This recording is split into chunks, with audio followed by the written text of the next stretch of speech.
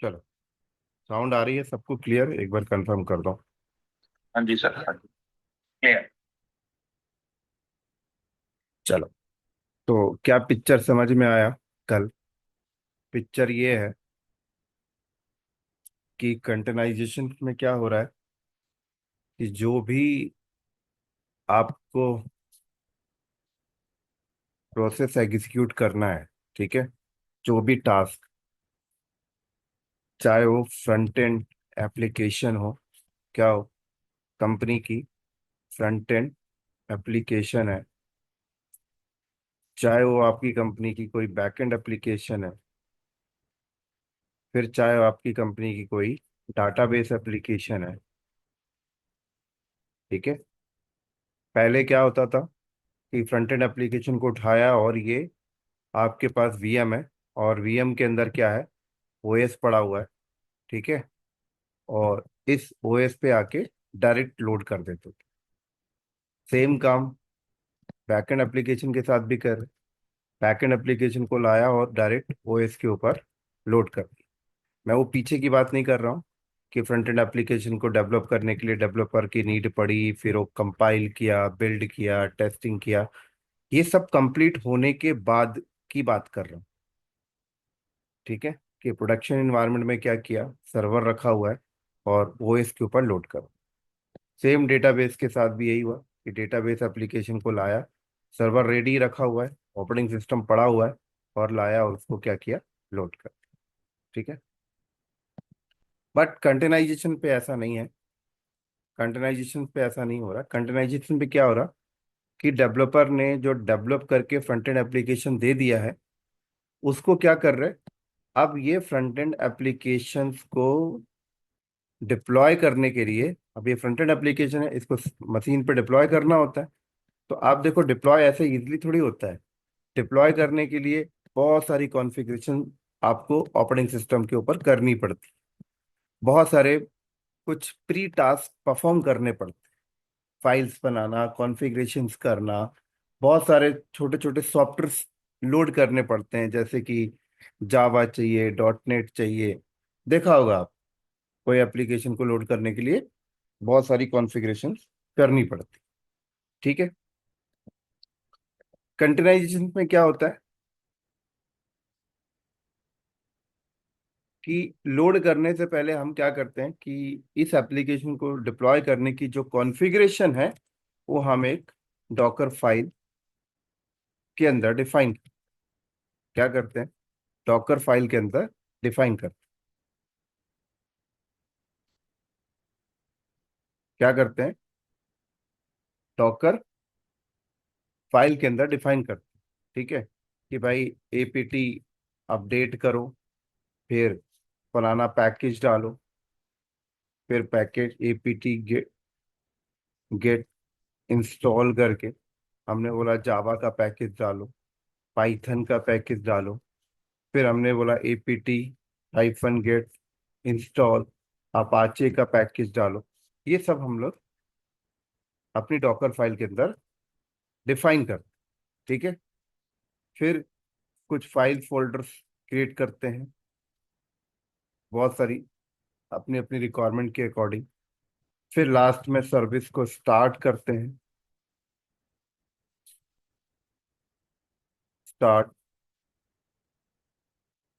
इस तरीके से, ठीक है। फिर सर्विस को इनेबल करते हैं। ये तो मैं गिने चुने चार कमांड लिख रहा हूँ। आपने कभी कोई एप्लीकेशन को प्रोडक्शन पे अगर डिप्लॉय किया होगा, तो आपने भी देखा होगा कि बहुत सारी कॉन्फ़िगरेशंस करनी पड़ती है,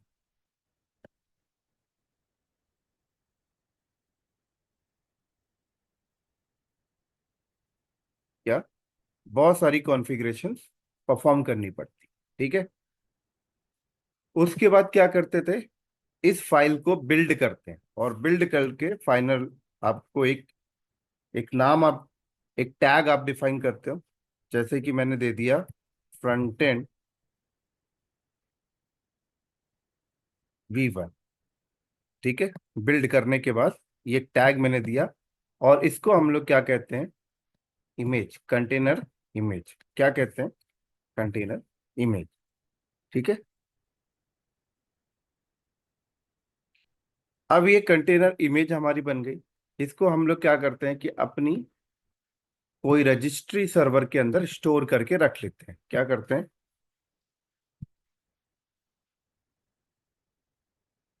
रजिस्ट्री सर्वर के अंदर हम लोग क्या करते हैं, स्टोर करके रख लेते हैं। अब रजिस्ट्री सर्वर क्या होता है, स्टोरेज है। जैसे कि डॉकर हब के अंदर हम लोगों ने रख लिया। ठीक है। AWS की रजिस्ट्री सर्वर के अंदर रख लो, एजूर की रजिस्ट्री सर्वर के अंदर रख सकते हो, गूगल की रजिस्ट्री सर्वर के अंदर रख सकते हो, KTS बोले तो कुबरनेटिस की भी अपनी रजिस्ट्री सर्वर है, वहां रख सकते हो। ठीक है। या लोकल आप रजिस्ट्री सर्वर सेटअप कर लो, वहां रख सकते हो। तो एन नंबर ऑफ आपके पास मेथड अवेलेबल। ठीक है। तो क्या हुआ कि फ्रंट एंड एप्लीकेशंस कॉन्फ़िगर करने की जितनी भी कमांड हमें रिक्वायरमेंट पड़ती थी, वो सारी कमांड हमने क्या की, फाइल के अंदर लिखी, फाइल को बिल्ड की, और हमने रजिस्ट्री सर्वर पे अपलोड कर दी। ठीक है। अब काम क्या है कि इस फाइल के अंदर जो भी कमांड डिफाइन है, वो कमांड हमें एग्जीक्यूट करना है। और एग्जीक्यूट कैसे करना है, एग्जीक्यूट ऐसे करना है कि जब वो ऑपरेटिंग सिस्टम पे जाए तो वो सारी कमांड, वो सारे प्रोसेस आइसोलेटेड इन्वायरमेंट के अंदर चले। किसके अंदर, आइसोलेटेड। आइसोलेटेड बोले तो नेम स्पेस के अंदर, उसको मिलने वाले रिसोर्सेस सारे नेम स्पेस के अंदर होने, जो कल मैं डिस्कस किया था। ठीक है। तो अब सवाल उठता है कि यार आप ये काम मैनुअल करने वाले हो, राइट। मैनुअल मतलब मैंने बताया था कि मैनुअल के लिए क्या करना पड़ता है, MKDIR से रूट फाइल सिस्टम क्रिएट करो। ठीक है। फिर उसके बाद इसके अंदर जो चीज है, इमेज के अंदर जितने भी प्रोसेस लिखे हुए हैं फाइल सिस्टम से रिलेटेड, उसको अनपैक करके यहाँ पे डालो। फिर उसके बाद रन सी स्टैक से आप कॉन्फ़िगरेशन फाइल्स बनाओ। फिर कॉन्फ़िगरेशन फाइल्स पे आपको जो भी चेंजेस करने हैं वो चेंजेस करो। फिर रन सी कमांड से आप इंस्ट्रक्शन पास करो। तो रन सी कमांड क्या करेगा, इसके अंदर जो भी आपने कमांड डिफाइन किया है, जो भी प्रोसेस डिफाइन किया है, वो सारे प्रोसेस ऑपरेटिंग सिस्टम पे रन कर देगा, राइट, आइसोलेटेड इन्वायरमेंट पे। किस पे, आइसोलेटेड इन्वायरमेंट। इसी आइसोलेटेड इन्वायरमेंट को हम लोग क्या कह रहे हैं, कंटेनर। ठीक है। तो अब प्रोडक्शन पे मैनुअल तो करेंगे नहीं, वो हम लोग अपने अंडरस्टैंड के लिए देख लिए थे पॉइंट को। तो प्रोडक्शन पे क्या करेंगे, ऑटोमेशन टूल का इस्तेमाल करते हैं। क्या करते हैं, ऑटोमेशन टूल का इस्तेमाल किया जाता है। समझ आ रही मेरी बात यहाँ पर, कंफर्म करो एक बार फटाक से, मैं आगे चलूँ फिर। हाँ जी, हाँ जी। या शशि आपको,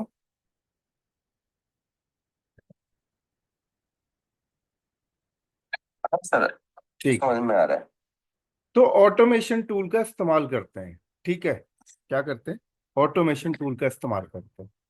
तो यहाँ पर हम लोग बात करें ऑटोमेशन टूल के लिए, ये क्यूबरनेटिस क्या है, क्यूबरनेटिस एक प्रकार से ऑटोमेशन टूल ही है। ठीक है। अभी मैं इसको अंदर घुसूंगा तो आप समझ जाओगे, हाँ ये ऑटोमेटेड ऑटोमेशन का ही काम कर रहा है। क्या है, हम इस्तेमाल करेंगे क्यूबरनेटिस का। क्यूबरनेटिस का मतलब क्या हुआ कि हम अपने set of instruction, set of process को एग्जीक्यूट करने के लिए क्यूबरनेटिस को बोलेंगे। बात करता मतलब, हमने अपना सेट ऑफ इंस्ट्रक्शन इस फाइल के अंदर लिख तो लिया, लेकिन ये फाइल को लेके आएंगे और क्यूबरनेटिस को दे देंगे। अब क्यूबरनेटिस का काम है कि उस फाइल के अंदर जो हमारा प्रोसेस डिफाइन है, वो उसे रन करना आइसोलेटेड इन्वायरमेंट। ये क्यूबरनेटिस का काम है आगे। हम एज अ ह्यूमन, हम एज अ एडमिन, बस अपनी फाइल के अंदर सेट ऑफ इंस्ट्रक्शन लिख के हैं, लिख कर लाया, और हमने क्यूबरनेटिस को बोल दिया ये फाइल के अंदर जितनी भी कमांडें हैं, वो कमांडें आपको रन करनी हैं। अब क्यूबरनेटिस कहता है कि ठीक है, आप चिल डाउन होके बैठ जाओ, अब मेरा काम है मैं उसे रन करके दूँ। अब क्यूबरनेटिस कहता है। तो इतनी गारंटी आपको कुबेरटेस देता है। ठीक है। तो कैसे कैसे होता है भाई, ये भी देख लेते हैं क्या क्या करता है क्यूबरनेटिस बैकग्राउंड में, ये सब करने के लिए। तो क्यूबरनेटिस क्या क्या करता है, यहाँ खोलो। ठीक है। सबसे पहले क्यूबरनेटिस ने कहा कि आप इंस्ट्रक्शन देने के लिए, उसने बोला आप इस कमांड का इस्तेमाल करो। क्या बोला क्यूबरनेटिस ने, कि जो इंस्ट्रक्शन आप मुझे देना चाहते हो, ठीक है, कि ये प्रोसेस को रन कर दो आई ऑपरेटिंग सिस्टम पे आइसोलेटेड एनवायरनमेंट में, तो क्यूबरनेटिस कहता है आप इस कमांड का इस्तेमाल करो इंस्ट्रक्शन पास करने। क्या करो, इस कमांड का इस्तेमाल करो इंस्ट्रक्शन पास करने के लिए। वहां डॉकर कमांड नहीं चलेगी। क्या, अगर क्यूबरनेटिस कहता है कि आप डॉकर कमांड से देना चाहते हैं, तो फिर वहां पे डॉकर कमांड का सब कुछ, डॉकर वालों का सब कुछ चलेगा। तो डॉकर वाला आपके प्रोसेस को रन करवाएगा। ठीक है। अगर क्यूबरनेटिस को देना चाहते हो, तो क्यूबरनेटिस कहता है कि आप kubectl कमांड का इस्तेमाल करो। ठीक है। तभी आपने देखा होगा,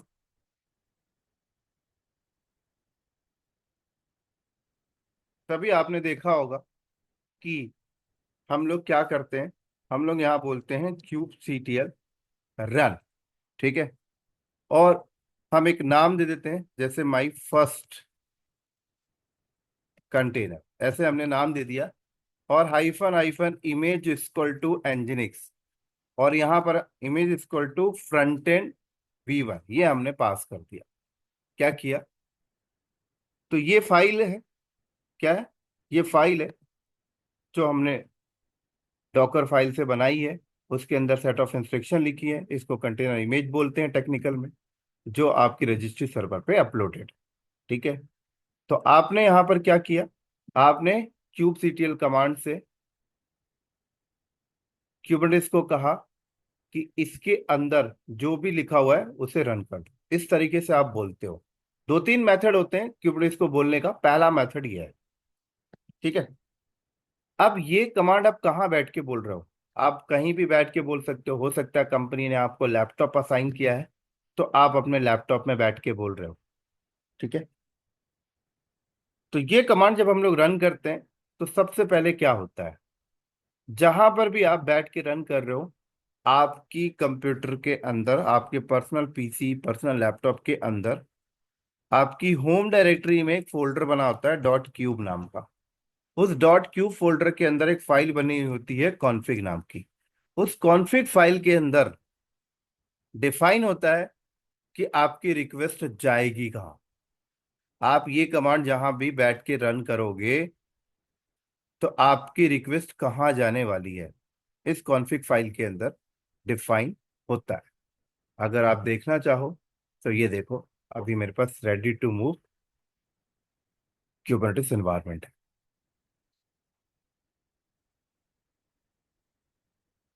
ये देखो, सीडी करके डॉट क्यूब के अंदर गया, और ये फाइल पड़ी हुई है।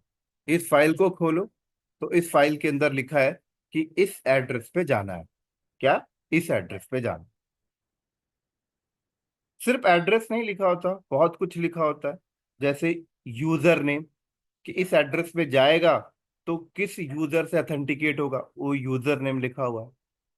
पासवर्ड यहाँ डिफाइन नहीं है, पासवर्ड की जगह टीएलएस सर्टिफिकेट यूज कर रहे हैं, तो ये उसकी की लिखी हुई है, सर्टिफिकेट है, उसके नीचे उसकी की है, और इस सर्टिफिकेट को किसने अप्रूव्ड किया है, उसका भी सर्टिफिकेट है। ये सारी चीजें। ठीक है। तो ये कमांड आप जहां भी बैठ के रन करोगे, आपका लैपटॉप हो, किसी का भी लैपटॉप हो, सबसे पहले क्या करेगा, वो अपनी होम डायरेक्टरी के अंदर डॉट क्यूब के अंदर कॉन्फ़िग फाइल को रीड करेगा, और वहां से उठाएगा एड्रेस कि उसे जाना था। और वो एड्रेस होता किसका है, एपीआई सर्वर का। किसका, एपीआई सर्वर। ठीक है। तो रजिस्ट्री सर्वर के पास नहीं जाएगा वो अभी एपीआई से? रजिस्ट्री सर्वर का काम नहीं है, वो बहुत लास्ट में आएगा। अभी ओके। रजिस्ट्री सर्वर का काम नहीं है, अभी बहुत लास्ट में आएगा।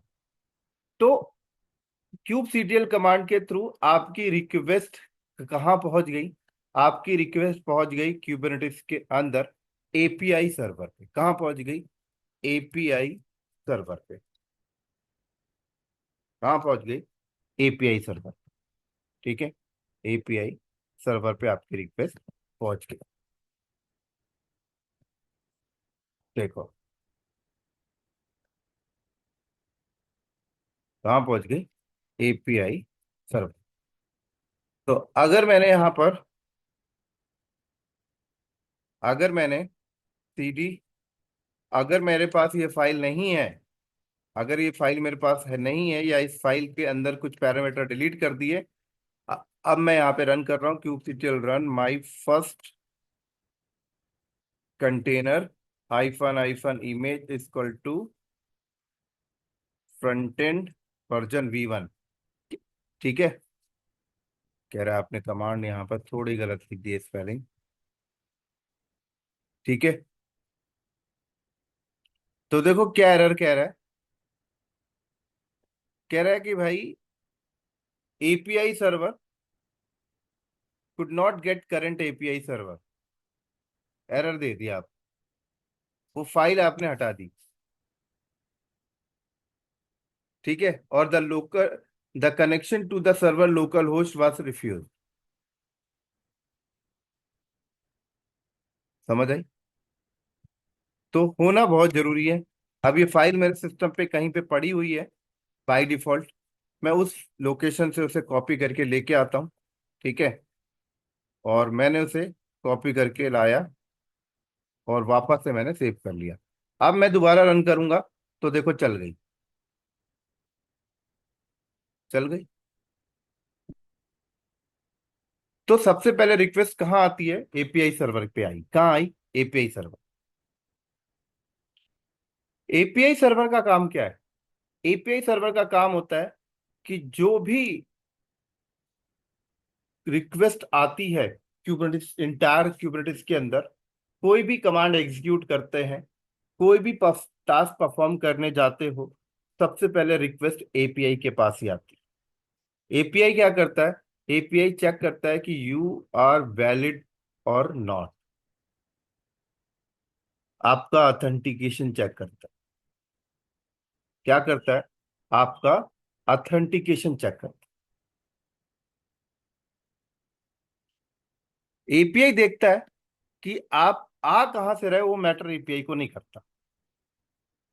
ठीक है, एपीआई लंदन में रखा हुआ है, आप कमांड यूएसए से मार रहे हो, कोई फर्क नहीं पड़ता। एपीआई एपीआई जस्ट चेक करता है कि आप वैलिड पर्सन हो या नहीं हो। और ये एपीआई चेक कैसे करता है? एपीआई जब कॉन्फ़िगर किया जाता है तो एपीआई को बता दिया जाता है कि कोई भी आपके पास आएगा, आप सीए सर्टिफिकेट उसकी मैप मैप कर मैच करना। क्या?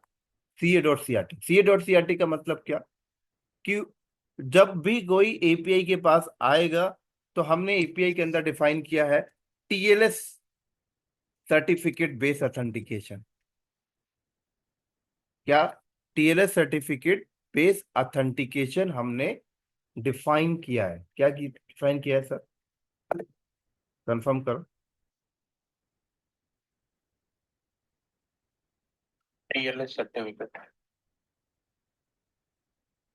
क्या डिफाइन किया है? टीएलएस सर्टिफिकेट बेस्ड ऑथेंटिकेशन हमने डिफाइन किया। हमने बताया है एपीआई को कि कोई भी आपके पास आए, आप बस ये देखना क्या उसे इस सर्टिफिकेट से अप्रूव्ड किया गया है, ये चेक कर। तो जब I ये, have a doubt. Yes, So that dot cube and the config file, we only need to write it, or it will system generated. You need to be right sir, not Okay. System generated. क्योंकि ये तो आप अपने personal laptop पे कर रहे हो ना, तो पर्सनल लैपटॉप में आपको क्यूब सीटीएल का सॉफ्टवेयर डालना पड़ेगा, राइट? और आपको खुद से फोल्डर बनाना पड़ेगा। और ये जो कॉन्फ़िग फाइल है, ये जनरेट करके दी जाती है थ्रू दिस सिस्टम एडमिनिस्ट्रेटर, जो भी क्यूबरनेटिस एडमिन होता है, वो आपको ये जनरेट करके देगा। ठीक है, बस आपको ये फाइल, ये फोल्डर बनाकर और उसके अंदर ये फाइल आपको रखनी है बस। Okay. हाँ,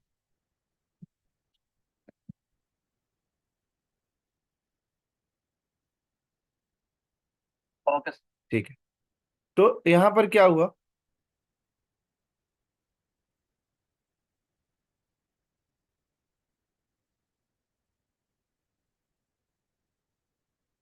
तो यहाँ पे मैं कहाँ, यहाँ था सॉरी। तो यहाँ पे देखो, ये कॉन्फ़िग फाइल के अंदर ये रही सीए सर्टिफिकेट जिसने उसे अप्रूव्ड किया है, और ये रही क्लाइंट की अपनी सर्टिफिकेट जो वो कैरी करके जा रहा है, और ये रही उसकी खुद की। तो इस सर्टिफिकेट को अप्रूव्ड किसने किया है, इस सर्टिफिकेट में, और ये है सीए सर्टिफिकेट। क्या, सीए सर्टिफिकेट। तो वो सीए सर्टिफिकेट एपीआई के साथ मैच कर जाएगा, एपीआई उसे अलाउ कर देगा। अगर मैच नहीं करेगा तो उसे डिनाई कर देगा। अगर सर्टिफिकेट वैलिड भी है लेकिन वो एक्सपायर हो चुका है तो भी डिनाई कर देगा। तो बेसिकली एपीआई सबसे पहले क्या करेगा, ऑथेंटिकेशन चेक करेगा। क्या करेगा, ऑथेंटिकेशन। ठीक है। It's like a public or private key. हाँ, public private. Okay. Authentication check करने के बाद एपीआई चेक करता है एथोराइजेशन। क्या, एथोराइजेशन। एथोराइजेशन का मतलब क्या हुआ कि आप ये जो टास्क परफॉर्म करने के लिए आपने बोल रहे हो, क्या आपको परमिशन है उसका। इसके अलावा और भी बहुत सारे टास्क होते हैं जो एपीआई को हम लोग बोलते हैं। तो एपीआई अब परमिशन चेक करता है, एथोराइजेशन। ठीक है। अगर एथोराइजेशन है तो आपकी कमांड को एक्सेप्ट कर लेगा। अगर एथोराइजेशन नहीं है तो आपको रिजेक्ट कर दे। ठीक है। तो ऐसा समझो कि एपीआई ने ऑथेंटिकेशन भी चेक कर लिया, एथोराइजेशन भी चेक कर लिया। अब अगला काम एपीआई का क्या है। अब एपीआई क्या करेगा, एपीआई डेटाबेस को फॉरवर्ड कर देता है। क्या, डेटाबेस को। तो क्यूबरनेटिस एनवायरनमेंट के अंदर एक डेटाबेस भी चल रहा होता है जहां पे सारे रिकॉर्ड मेंटेन होते हैं, और उस डेटाबेस का नाम होता है ईटीसीडी डेटाबेस, की वैल्यू पेयर डेटाबेस है। तो अब एपीआई का काम होता है कि जो भी रिक्वेस्ट आई है, जो भी टास्क परफॉर्म करना है, एपीआई क्या करेगा, डेटाबेस को फॉरवर्ड कर देगा। क्या करेगा, डेटाबेस को फॉरवर्ड कर देगा। डेटाबेस का काम क्या है कि उसको अपने अंदर राइट कर लेना की वैल्यू पेयर के फॉर्म में। अब डेटाबेस राइट करने के बाद क्या करेगा, अब डेटाबेस में राइट होने के बाद क्या होता है कि पूरी इंफॉर्मेशन डेटाबेस के पास पड़ी होती है कि भाई कितने टास्क दिए गए हैं, कितने काम दिए गए हैं, कितने काम नहीं दिए गए, सारी इंफॉर्मेशन डेटाबेस के पास स्टोर होती है। ठीक है। डेटाबेस अपने अंदर राइट करने के बाद वापस एपीआई को इन्फॉर्म कर देता है। डेटाबेस राइट करने के बाद वापस एपीआई को इन्फॉर्म कर देता है। ठीक है। अब एपीआई क्या करता है, अब एपीआई वापस डिफरेंट कंपोनेंट्स को इंस्ट्रक्शन देता है। उस डिफरेंट कंपोनेंट्स का नाम होता है शेड्यूलर। क्या होता है, शेड्यूलर। क्या, शेड्यूलर। तो अब एपीआई शेड्यूलर कंपोनेंट्स को इंस्ट्रक्शन पास करता है, और किस लिए पास करता है कि ये जो टास्क आई है यूजर के साइड से, इसके अंदर जितने भी कमांड लिखे हुए हैं उन सबको तो रन करना है आइसोलेटेड एनवायरनमेंट में। तो एपीआई को नहीं पता कि क्लस्टर में, आपके बैकएंड में जो क्लस्टर बने हुए हैं, ये जो आपके क्लस्टर बने हुए हैं नंबर ऑफ नोड के, एपीआई को ये बात नहीं पता कि क्लस्टर जो बने हुए हैं, ये पूरा क्लस्टर जो है क्यूबरनेटिस का, इस क्लस्टर में कौन सा नोड में स्पेस है, कौन से नोड में रिसोर्सेस खाली हैं, कौन से नोड में रिसोर्सेस खाली नहीं है, कौन से नोड का ऑपरेटिंग सिस्टम प्रॉपर वर्क कर रहा है, नहीं कर रहा है, एपीआई को नहीं पता। तो पूरे क्लस्टर का हेल्थ स्टेटस शेड्यूलर के पास होता है एक प्रकार से। तो क्यूबरनेटिस एनवायरनमेंट के अंदर शेड्यूलर नाम के कंपोनेंट्स का काम होता है कि जब भी कोई टास्क रन करने के लिए आए तो शेड्यूलर नाम का कंपोनेंट डिसीजन लेता है कि पूरे क्लस्टर में कौन सा नोड पे इसे रन करवाना है। ये शेड्यूलर का काम होता है। तो इसीलिए एपीआई ने शेड्यूलर को ये काम दिया है कि डिसीजन लीजिए कौन सा नोड परफेक्ट है, कौन सा नोड परफेक्ट है। ये आपका नोड 1 हो गया, ये आपका संजय नोड सर, 2 हो गया। एक बार हाँ, डेटाबेस का क्या रोल था कि वो बस ऑथराइजेशन और ऑथेंटिकेशन चेक करके अलाउ करता है? नहीं, डेटाबेस का रोल सिर्फ ये है कि जो भी आप एक्टिविटीज के लिए एपीआई को दे रहे हो, तो जो एक्टिविटीज करने के लिए आई है उसका रिकॉर्ड अपने अंदर रखना, बस। ओके, अगर उसने बोला कंटेनर बनाना है तो वो बस रिकॉर्ड इसमें चला जाएगा। हाँ, रिकॉर्ड बना जाएगा और जो कंटेनर बनेगा उसकी सारी इंफॉर्मेशन, उसकी आईपी, वो कौन से नोड में बना है, कितने दिन से बना है, कितने चेंजेस हुए हैं, और सारे रिकॉर्ड उसके पास रहेंगे। हाँ, किस नोड पे बना है, क्योंकि इसके बाद तो वो शेड्यूलर पे जा रहा है चेक करने वो के लिए। चेन बनती रहती है ना। अभी डेटाबेस में जो इंफॉर्मेशन राइट हुई है वो अनकम्प्लीटेड है। ओके। राइट। अभी जब वो पूरी कंप्लीटली बन जाएगी, अपडेट होगा, तो वो डेटाबेस को भी अपडेट करेगा। चेन चलती रहती है। मतलब क्लस्टर के अंदर जो भी एक्टिविटीज हो रही है वो सारी एक्टिविटीज की इंफॉर्मेशन डेटाबेस के पास रहेगी। क्योंकि किसी को भी अगर इंफॉर्मेशन फैच करनी है तो कौन देगा? वो डेटाबेस से ही तो लाके देंगे। अगर मान लो मेरे क्लस्टर पे 500 कंटेनर चल रहे हैं, तो अब वो 500 कंटेनर की इंफॉर्मेशन कोई देखना चाहता है, तो किसकी रिस्पॉन्सिबिलिटी है? किसने अपने अंदर ये स्टोर करके रखा है, रिकॉर्ड बना के रखा है कि हाँ 500 कंटेनर चल रहे हैं? वो तो डेटाबेस ही है। ठीक है। तो अब शेड्यूलर नाम का कंपोनेंट्स क्या करेगा? डिसीजन लेगा कि कौन सा नोड परफेक्ट है। अब शेड्यूलर नाम का कंपोनेंट्स नंबर 2 कंसेप्ट पे काम करता है। Concept number first, filter, and concept number 2, scoring. Filter और स्कोरिंग के बेस पे ये चलता है। ठीक है। फिल्टर और स्कोरिंग का मतलब क्या हुआ? अब जैसे मान लो इंस्ट्रक्शन देते टाइम आपने क्या बोला कि ये इस फाइल के अंदर जितने भी कमांडें पड़ी हुई हैं, वो कमांडें उस नोड में रन होनी चाहिए जिस नोड में एसएसडी हार्ड डिस्क है, एसएसडी डिस्क हो। ऐसे आपने कंडीशंस डाल दिया। क्या डाल दिया आपने? कंडीशंस डाल दिया कि ये कमांड उस नोड में, इस फाइल के अंदर जो कमांड रखी हुई है उसे उस नोड में रखिएगा जिसमें एसएसडी हार्ड डिस्क है। तो अब शेड्यूलर क्या करेगा? फिल्टर करेगा, ढूंढेगा एसएसडी किस में है। मान लीजिए उसे ये दो नोड में एसएसडी मिल जाती है, तो ये दो नोड को फिल्टर करके बाहर किया, लेके आया अपने पास कि इधर भी एसएसडी है, इधर भी एसएसडी। बाकी इन दोनों नोड में एसएसडी हार्ड डिस्क नहीं, इन्हें बाहर कर देगा। लेकिन शेड्यूलर ने फिल्टर तो कर लिया एसएसडी वाली नोड, लेकिन उसे तो दो नोड मिले। अब दो में थोड़ी डालेगा, डालेगा वो एक में ही। इस टास्क को डालेगा एक में ही। तो अब शेड्यूलर यहाँ पर स्कोरिंग करता है। स्कोरिंग मतलब कि वो देखता है एसएसडी हार्ड डिस्क यहाँ पर भी है और एसएसडी हार्ड डिस्क यहाँ पर भी है। अब वो देखेगा किस नोड में एसएसडी हार्ड डिस्क पे स्पेस ज्यादा अवेलेबल है, तब वो स्कोर करता है। इधर मिल गया 300 जीबी खाली पड़ा हुआ है, इधर मिल गया 305 जीबी। तो जहां 305 जीबी खाली पड़ा हुआ है उस नोड का डिसीजन लेगा। ऐसे काम कर। हालांकि शेड्यूलर को डिसीजन लेने के लिए हमारे पास 15 से 20 कंडीशंस होते हैं जो हम इंस्ट्रक्शन दे सकते हैं। ठीक है। तो इस तरीके से शेड्यूलर क्या करता है, अब देखेंगे वो 15 से 20 कंडीशन क्या क्या होते हैं जो हम शेड्यूलर को देते हैं अपने कन्वीनियंट के अकॉर्डिंग कि भाई ऐसा नहीं ऐसा करो। लेकिन बाय डिफॉल्ट फिल्टर और स्कोरिंग के कंसेप्ट पे चलता ही है। प्लस मशीन का हेल्थ चेक भी देखता है, हेल्दी भी होनी चाहिए मशीन, ये भी देखता है, ओएस प्रॉपर वर्क करना चाहिए। तो इस तरीके से शेड्यूलर क्या करता है? डिसीजन लेता है। क्या डिसीजन लेता है? मान लीजिए उसने डिसीजन ले लिया नोड 02 का, नोड 2 का।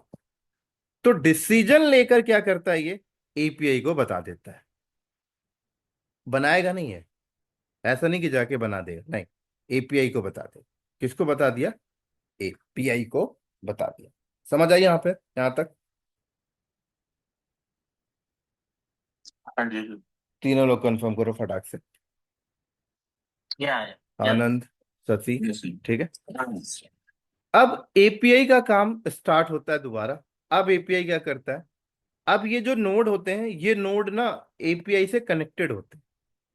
ये सारे नोड एपीआई से कनेक्टेड होते हैं, ठीक है। तो अब एपीआई क्या करेगा?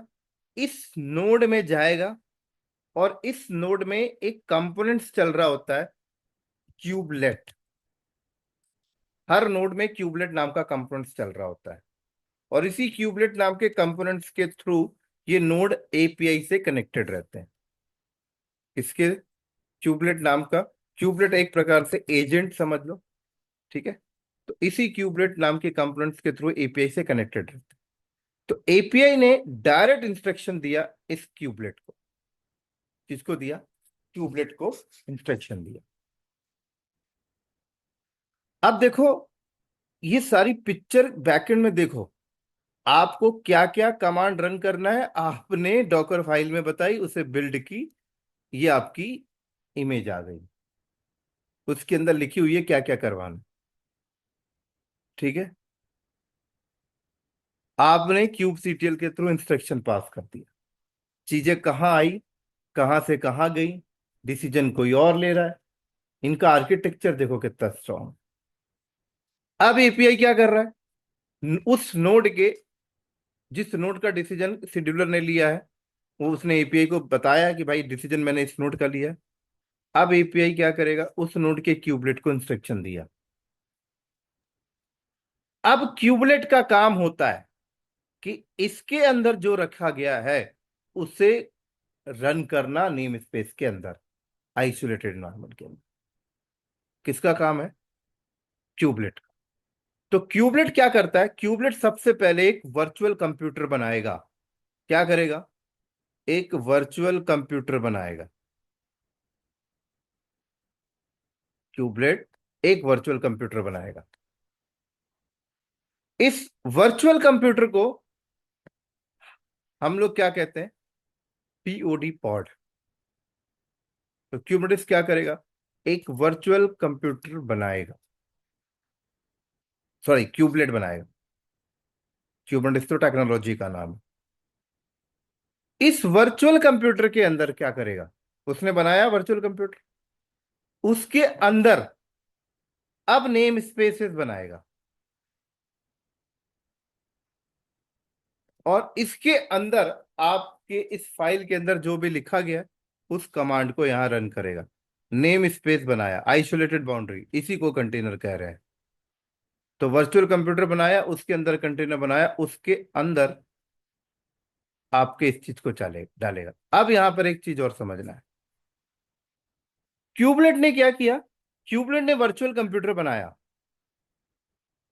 क्यूबलेट ने वर्चुअल कंप्यूटर बनाया, लेकिन अंदर जो नेम स्पेस है वो क्यूबलेट नहीं बना रहा।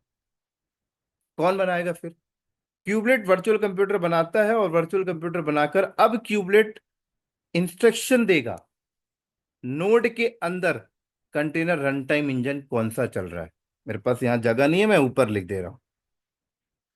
कंटेनर रन टाइम इंजन आप क्या यूज कर रहे हो? तो कंटेनर रन टाइम इंजन मैंने आपको बताया था, कंटेनर डी। क्या? Container D. तो क्यूबलेट ने किसको दे दिया? वर्चुअल कंप्यूटर बनाकर उसने कंटेनर डी को दे दिया। क्यों दिया कंटेनर डी को? क्योंकि इस इमेज के अंदर जो लिखा गया है वो रन करने का काम है कंटेनर डी का, क्यूबलेट का नहीं। तो क्यूबलेट ने वर्चुअल कंप्यूटर बनाया, क्यों? क्योंकि कंटेनर डी अपना प्रोसेस इसके अंदर आके रन कर सके, आइसोलेटेड में। तो क्यूबलेट ने कंटेनर डी को दिया। अब कंटेनर डी के अंदर हमने डिफाइन किया है रजिस्ट्री सर्वर का एड्रेस। कंटेनर डी के अंदर रजिस्ट्री सर्वर का एड्रेस हमने लिखा है कि डॉकर हब है या एडब्ल्यूएस है या क्या है। हमारे कंटेनर डी के अंदर हमने डिफाइन कर रखा है रजिस्ट्री सर्वर का एड्रेस, और उस रजिस्ट्री सर्वर जो हमने डिफाइन किया है उसी रजिस्ट्री सर्वर के अंदर हमने अपनी ये इमेज डेवलप करके अपलोड करके रख दी थी। ये तो अब कंटेनर डी क्या करता है, इस इमेज को पुल करके लाएगा रजिस्ट्री सर्वर से। अब रोल आया रजिस्ट्री सर्वर से, इमेज को पुल करके लाएगा, इमेज को अनपैक करेगा, इमेज को अनपैक करके वो कॉन्फिग डॉट जेसन फाइल बनाएगा जो कल मैंने आपको दिखाया, फिर रन सी को देगा कि रन करिए। तो अब ऑटोमेशन कंटेनर डी कर रहा है यहां पर। तो इस तरीके से कंटेनर डी क्या करेगा, इस वर्चुअल कंप्यूटर के अंदर आपके प्रोसेस को रन करवा देगा। इस वर्चुअल कंप्यूटर के अंदर क्या करेगा, आपके प्रोसेस को, सर एक मिनट, इस वर्चुअल कंप्यूटर के अंदर आपके प्रोसेस को रन करवा देगा यहां पे। तो इस फाइल में जो भी इंस्ट्रक्शन डिफाइन था वो यहां चल गया, लेकिन अभी काम खत्म नहीं हुआ। अब क्यूबलेट क्या करेगा, अब क्यूबलेट इस वर्चुअल कंप्यूटर को आईपी देगा। क्या देगा, क्यूबलेट इस वर्चुअल कंप्यूटर को आईपी देगा।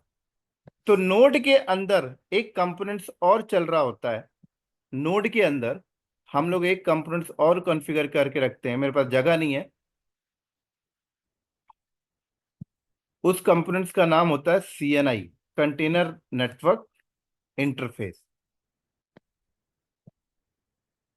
तो अब सीएनआई नाम का कंपोनेंट्स क्या करेगा, एक इंटरफेस क्रिएट करेगा ETH0, और उस इंटरफेस को एक आईपी देगा।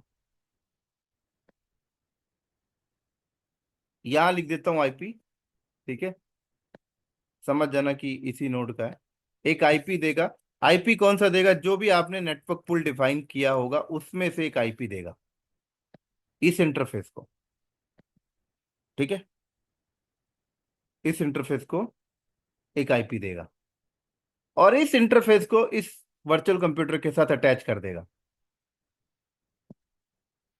इस वर्चुअल कंप्यूटर के साथ ये इंटरफेस अटैच हो गया। तो ये हो गया वर्चुअल कंप्यूटर। उस वर्चुअल कंप्यूटर के अंदर ये आपका टास्क चल रहा है आइसोलेटेड एनवायरनमेंट में। ये टास्क चलवाने का काम कंटेनर डी का है, ये वर्चुअल कंप्यूटर बनाने का काम क्यूबलेट का है, ये नेटवर्क इंटरफेस बनवाने का काम क्यूबलेट ने इंस्ट्रक्शन दिया सीएनआई को, सीएनआई का है। आईपी देने का काम सीएनआई का है, इसको अटैच करने का काम सीएनआई का है। इस वर्चुअल कंप्यूटर के अंदर कंटेनर बनाने का काम कंटेनर डी का है। तो इस तरीके से आपका जो भी प्रोसेस है वो एक ऑपरेटिंग सिस्टम के अंदर आइसोलेटेड एनवायरनमेंट में चल चुका है। अब होने के बाद क्यूबलेट क्या करता है, वापस एपीआई को बता देता है कि मैंने काम खत्म कर लिया है। एपीआई डेटाबेस को बता देता है कि जो अनकंप्लीट इंफॉर्मेशन थी वो कंप्लीटली आप स्टोर कर लो, कि अब उसको एक आईपी भी मिल गई है, वो जिस वर्चुअल कंप्यूटर में गया उस वर्चुअल कंप्यूटर की इंफॉर्मेशन ये है, और डेटाबेस उसको अपने अंदर अच्छे तरीके से स्टोर करके रख लेता है, जिससे कि कल को कोई बंदा आए और वो इंफॉर्मेशन देखना चाहे, जैसे कि मान लो गेट कमांड रन करता है, तो वापस एपीआई के पास आता है और एपीआई डेटाबेस में इंफॉर्मेशन फैच करके दिखा देता है। तो समझ आई मेरी बात यहां पर।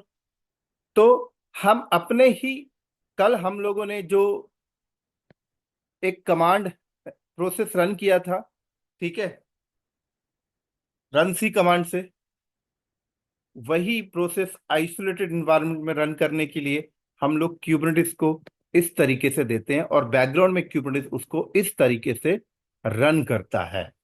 तो इनका आर्किटेक्चर बहुत सॉलिड है, और ये प्रोसेस बैकएंड में इतना फास्ट चलता है कि आपको पता भी नहीं चलेगा। वो तो हमें समझने में 45 मिनट्स लग गए, बट ये प्रोसेस इतना फास्ट चलता है कि आप सोच भी नहीं सकते। देखो मैं आपको दिखाता हूं। मैंने कमांड दिया kubectl run my first pod hyphen hyphen image equal to nginx दे दिया मैंने। तो ये देखो इसने क्या किया, इतना फास्ट हुआ। kubectl गेट पॉड करते हैं, तो ये पहली वाली तो मेरे को एरर आ गई, क्योंकि मैंने जो इमेज दी थी वो ऐसी कोई एग्जिस्ट ही नहीं करती थी। दूसरी वाली देखो बन गई। और मैंने यहां पर बोला kube CTL get POD pod hyphen O and wide, ये बना कहाँ है? तो कह रहा है इस नोड में बना है। अब हमारे पास टोटल कितने नोड है क्यूब सीटीएल गेट नोड? दो नोड है। मैं अगर यहाँ कमांड मारूं cube CTL describe POD pod, और मेरा पॉड क्या था, क्या नाम है मेरे पॉड का? माई फर्स्ट पॉड।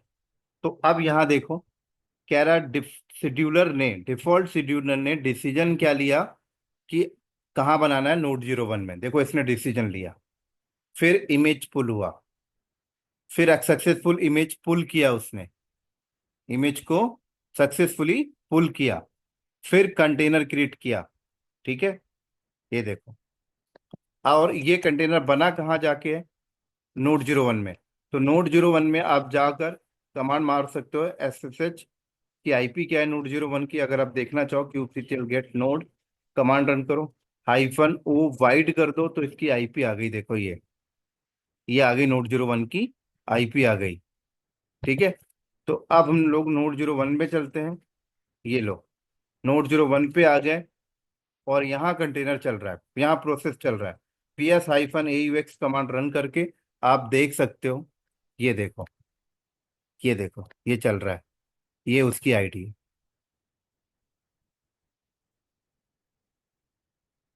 ठीक है, आप कंटेनर को लिस्ट कर सकते हो क्राई सीटीएल पीएस कमांड से। यहाँ डॉकर नहीं चल रहा है, यहाँ क्राई सीटीएल पीएस, क्योंकि कंटेनर डी की अपनी कमांड है। कंटेनर डी कहता है कि मैं क्राई सीटीएल देख सकता हूँ। ये देखो क्या चल रहा है, ये मेरा माई फर्स्ट कंटेनर। और जो वर्चुअल कंप्यूटर है उसको पीओडी पॉड कहते हैं, तो ये रही उसकी पीओडी पॉड की आईडी। आप इसको ऐसे भी देख सकते हो, system CTL status container D, container D ने कितने प्रोसेस रन किए हैं, ये देखो ऐसे भी देख सकते हो।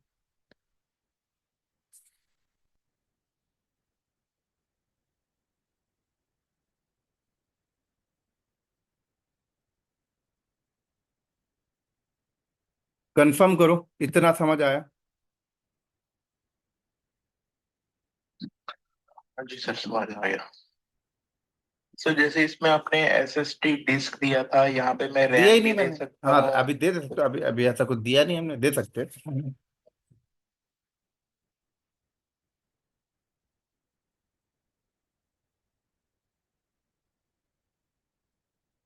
एक बार कंफर्म करो सभी लोग। हाँ सर। Yes.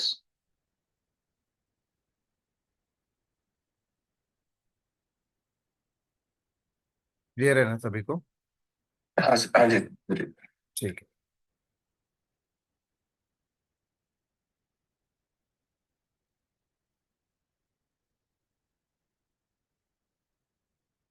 चलो। अब यहां पर,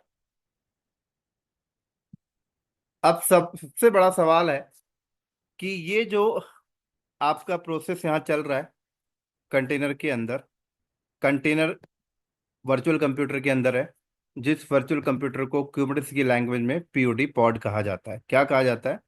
पीओडी पॉड। अभी समझाऊंगा पीओडी पॉड के बारे में भी, इसको पीओडी पॉड कहा जाता है। ठीक है, ये सेम वैसा ही है जैसे आपका एक वीएम होता है। थोड़ा आप अंदर से समझोगे तो को रिलेट कर सकते हो, बताऊंगा अभी। अभी समझो कि ये जो पीओडी पॉड है ना, इस पॉड के ऊपर पॉड हीलिंग नहीं लगी हुई। पॉड हीलिंग का मतलब क्या हुआ कि अगर किसी भी रीजन से ये प्रोसेस जो आपका इस नोड में चल रहा है, अगर ये नोड फेल हो जाता है, अगर ये नोड कल को फेल हो जाए, ऑपरेटिंग सिस्टम करप्ट होने से या नोड का हार्डवेयर डैमेज होने से, अगर ये नोड फेल हो जाता है, तो आपका ये प्रोसेस का क्या होगा?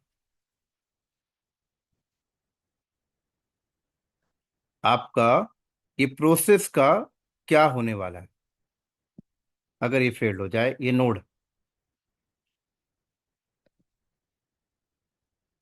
तो आपका प्रोसेस भी गया। अगर आप चाहते हो, अगर आप चाहते हो कि अगर ये नोड फेल्ड हो जाए तो आपका प्रोसेस किसी दूसरे नोड में शिफ्ट कर दिया जाए,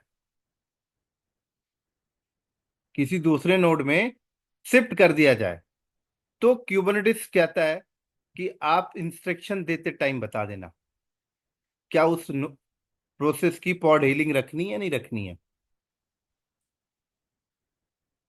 कि वो प्रोसेस जो आप दे रहे हो मेरे को रन करने के लिए, अगर वो जिस नोड में मैं चलवाऊंगा वो नोड अगर फेल हो जाए, तो क्या मुझे उसे किसी और नोड में उसे रिक्रिएट करवानी या नहीं करवानी। क्यूबरनेटिस कहता है आपको इंस्ट्रक्शन देते टाइम बताना होगा। और वो डिपेंड करता है कि आपकी एप्लीकेशन किस टाइप की है। प्रोडक्शन एप्लीकेशन है तो डेफिनेटली है, आप चाहोगे कि अगर नोड फेल हो तो उसे दूसरे नोड में शिफ्ट करना पड़े। तो अगर आप इस टाइप से इंस्ट्रक्शन देते हो क्यूबरनेटिस वालों क्यूबरनेटिस को, तो क्यूबरनेटिस फिर क्या करता है कि अपने इस प्रोसेस को रन करने के लिए बीच में एक और चीज, एक और कंपोनेंट्स का इस्तेमाल करता है। उस कंपोनेंट्स को कहा जाता है कंट्रोलर मैनेजर। क्या? Cube controller manager. तो आपका प्रोसेस चलाने से पहले वो कंट्रोलर मैनेजर का भी इस्तेमाल करेगा।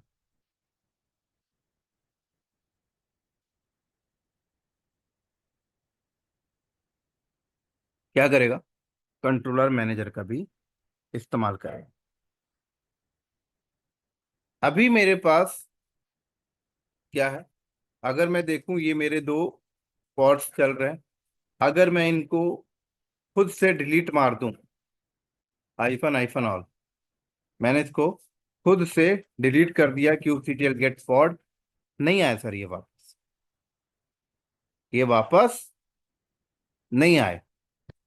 क्योंकि मैंने इनको बनाते टाइम मैंने कुबरनेटिस को बोला ही नहीं कि उसे कहीं और शिफ्ट कर देना या उसे रिक्रिएट करना, मैंने बोला ही नहीं, नहीं आया वापस।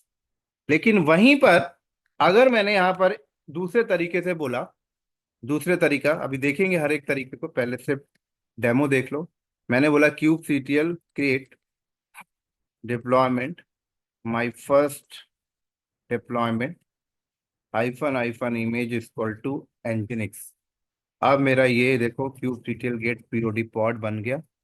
अब मैं इस पॉड को हजारों बार डिलीट मार लूं, delete pod hyphen hyphen all, 4 second से चल रहा है, डिलीट मैंने मारा, लेकिन देखो फिर आ गया 2 सेकंड पहले। क्या? फिर आ गया। अब कब से चल रहा है ये चल रहा है 11 सेकंड से, मैंने फिर डिलीट मारा, फिर आ गया देखो 2 सेकंड। यहाँ आपने इंस्ट्रक्शन कहाँ दी कि चलता रहे? इंस्ट्रक्शन मैंने, ये जो मैंने यहाँ पर पैरामीटर यूज किया ना डिप्लॉयमेंट, तो डिप्लॉयमेंट एक रिसोर्स है, कह रहा है डिप्लॉयमेंट के थ्रू इंस्ट्रक्शन दोगे तो हमेशा चलता रहेगा। अभी इसके ओके। बैकग्राउंड की चीजों को समझेंगे, लेकिन जब आप नॉर्मली इंस्ट्रक्शन देते हो तो आप क्या लिखते हो, रन, और नाम दे देते हो, बस इतना करते हो। लेकिन यहाँ पर मैंने डिप्लॉयमेंट के थ्रू इंस्ट्रक्शन दी है, ठीक है। तो उसने ओके।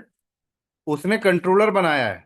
अब देखो मैं आपको दिखाता हूँ, क्यूब सीटीएल रन, मैंने नाम दे दिया my first container hyphen hyphen image equal to nginx. मेरे पास कितने वर्चुअल कंप्यूटर चल रहे, पॉड चल रहे, दो चल रहे। मैंने यहाँ पर मारा डिस्क्राइब पीओडी पॉड इसको, क्योंकि ये वाले पॉड के ऊपर क्या लगा हुआ है, कंट्रोलर। तो यहाँ देखो लिखा है कंट्रोल्ड बाय, कंट्रोलर का नाम, इसके थ्रू कंट्रोल्ड हो रहा है वो। लेकिन जो पॉड मैंने ऐसे ही बना दिया है उसको डिस्क्राइब करो तो आपको नहीं दिखेगा, ऐसा कुछ भी यहाँ नहीं लिखा हुआ। और आप इसके कंट्रोलर को भी देख सकते हो बड़े इजी तरीके से। ये देखो कंट्रोलर जो पॉड को कंट्रोल कर रहा है। अगर मैं क्यूबसीटीएल गेट पॉड करूं, पॉड की आई, ये पॉड का नाम है, आप कंट्रोलर को डिस्क्राइब कर लो, गेट आर एस, गेट की जगह आप क्या करो, डिस्क्राइब, तो ये देखो, ये कंट्रोल कर रहा है,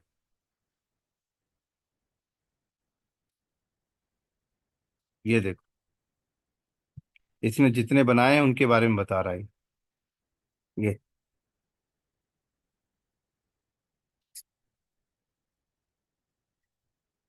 समझ आई? हाँ सर।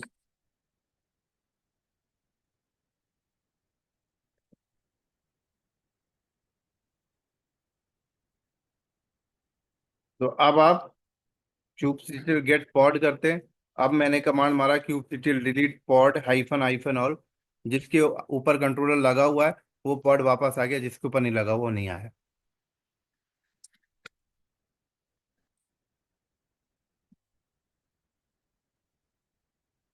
समझ आई?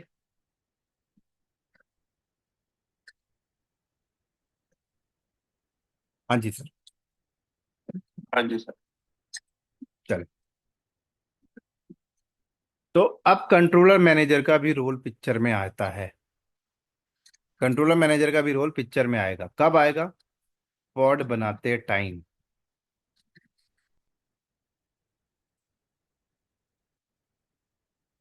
कंट्रोलर मैनेजर का भी रोल अब आपका पिक्चर में आएगा। तो कंट्रोलर मैनेजर का रोल अब कैसे आएगा?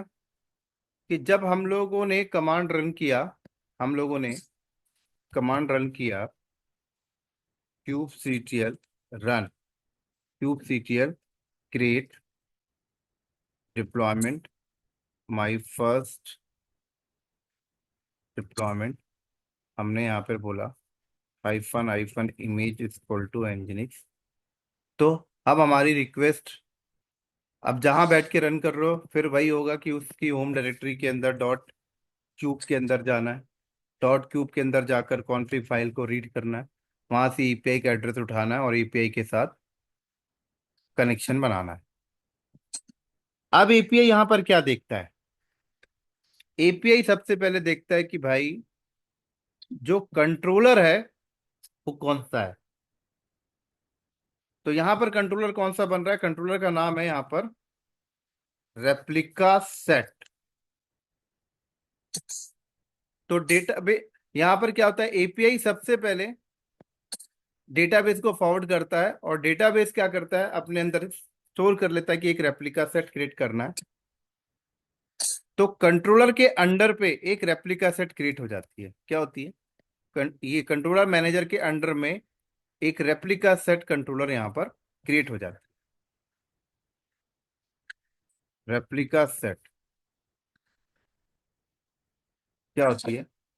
एक replica set controller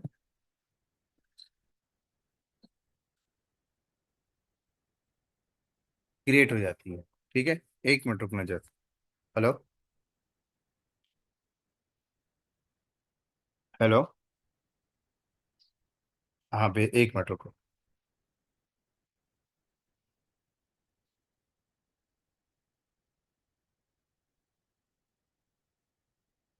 MFA code है 971 971 998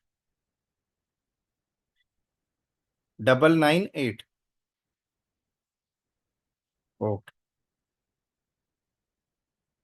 क्लास चल रही है, ओके बाय। ठीक हो गया। तो कहाँ गया डायग्राम? ये है। तो क्या किया, सबसे पहले एपीआई ने रिक्वेस्ट ली और डेटाबेस को दी, डेटाबेस ने अपने अंदर राइट कर लिया और सबसे पहले क्या बना? Replica set. और ये रेप्लिका सेट क्या है? पॉड कंट्रोलर है। क्या बना? पॉड कंट्रोलर, तो पॉड को कंट्रोल करेगा, रेप्लिका सेट नाम का कंट्रोलर। रेप्लिका सेट कंट्रोलर को कौन कंट्रोल करेगा? Controller manager. तो ये बनी, क्या बनी? ये बनी। अब रेप्लिका सेट कंट्रोलर के अंदर लिखा गया है, उसे ना एक पॉड है जिसको ऑल टाइम कंट्रोल करके रखना है। अगर आप वो देखना चाहो।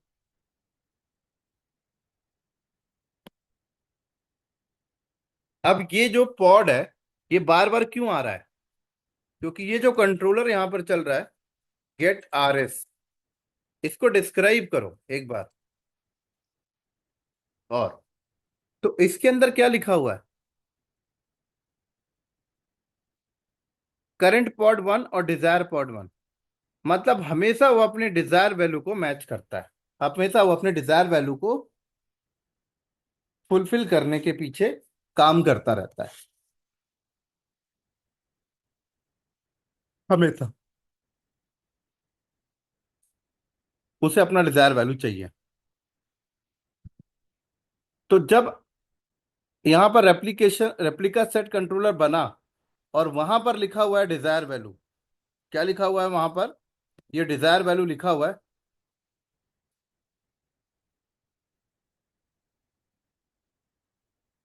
डिजायर वैल्यू 1 लिखा है या 2 लिखा है या 3 लिखा है, जो भी लिखा है वो इंस्ट्रक्शन देते टाइम हम लोग बताते हैं। ठीक है। मान लीजिए इंस्ट्रक्शन देते टाइम हम दो नहीं, 3 बता दिए डिजायर वैल्यू। क्या बता दिए? 3 बता देते हैं। Kube CTL get R S. अभी हम क्या करते हैं? क्यूब सीटीएल क्रिएट नाम इंडिया, क्रिएट डिप्लॉयमेंट नाम India hyphen hyphen image equal to nginx hyphen hyphen replica value 3, replica.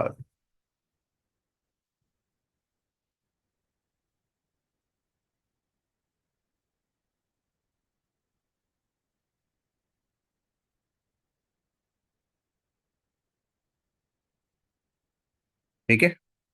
तो अब ये देखो, एक और कंट्रोलर बना और उसको अगर हम लोग डिस्क्राइब करते हैं,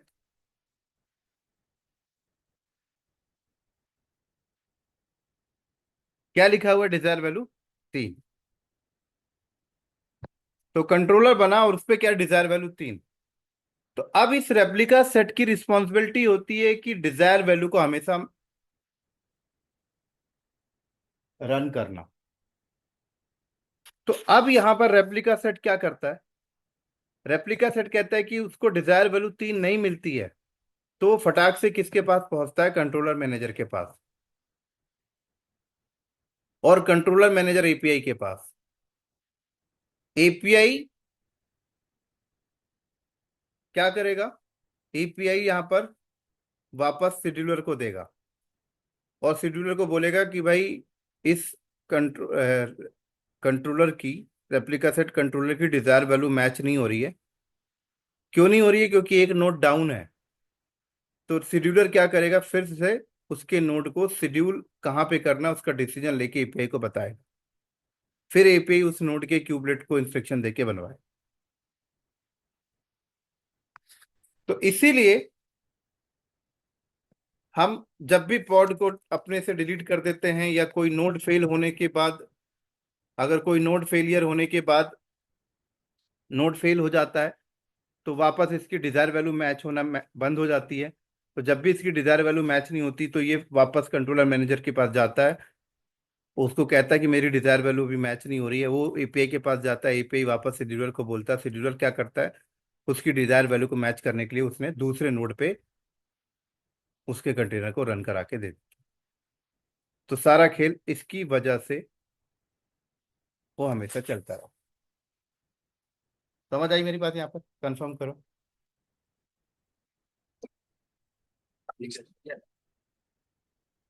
तो कंपनी के अंदर कोई भी इंस्ट्रक्शन हम लोग देंगे क्यूबरनेटिस को, तो उसको किसके थ्रू देंगे? कंट्रोलर के थ्रू। ठीक है। ऐसे स्टैंड अलोन नहीं बनाते हैं। वो कभी भी टेम्परेरी के लिए बना लिया तो बना लिया, क्योंकि स्टैंड अलोन बनाते हो तो नोड फेल होने के बाद अगर आप, नोड फेल हो जाता है तो आपका ये जो प्रोसेस है दोबारा रिक्रिएट होने की कोई गारंटी नहीं।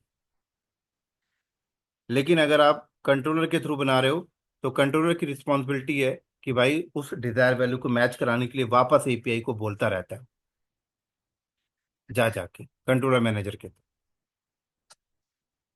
ठीक है। अगर कंट्रोलर मैनेजर आपका कंपोनेंट खराब हो जाए तो वो नहीं बोल पाएगा, ये भी ध्यान रखो।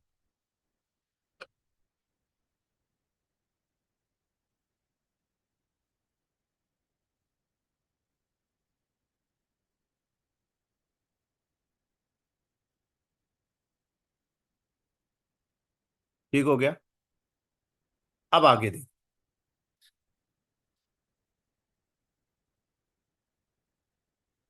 इतना होने के बाद, इतना कुछ होने के बाद, अभी यहां पर काम खत्म नहीं हुआ सर।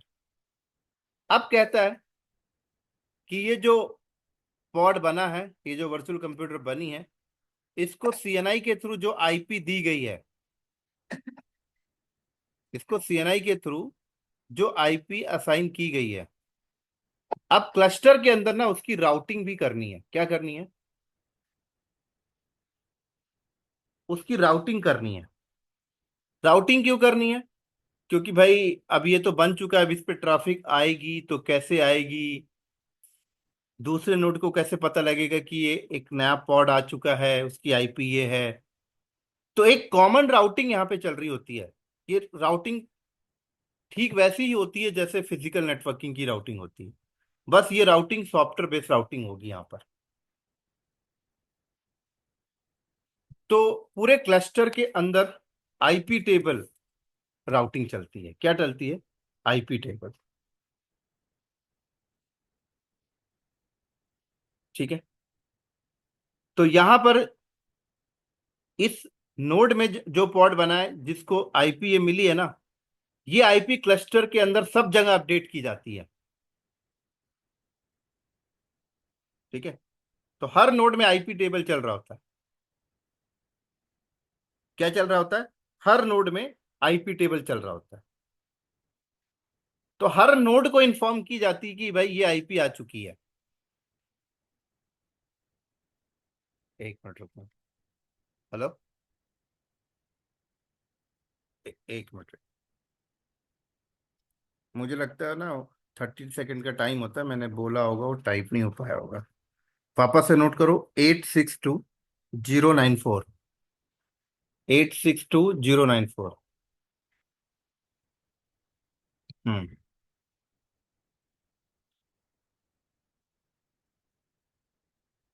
हो गया? फिर एक्सपायर हो गया।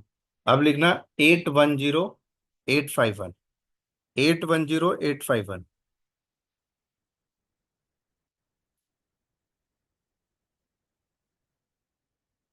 30 सेकंड का टाइम होता है, जल्दी टाइप कर दो। ओके। ओके, मोस्ट समझ आ गई बात यहाँ पर। तो अब जैसे ये कंपोनेंट्स हैं, ऐसी एक और कंपोनेंट्स यहाँ पर चल रहा होता है, क्यूब प्रॉक्सी। क्या चल रहा होता है? Cube proxy. क्या चल रहा होता है दोस्तों? Cube proxy.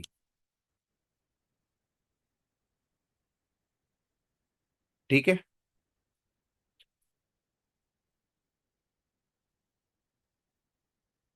क्या चल रहा होता है?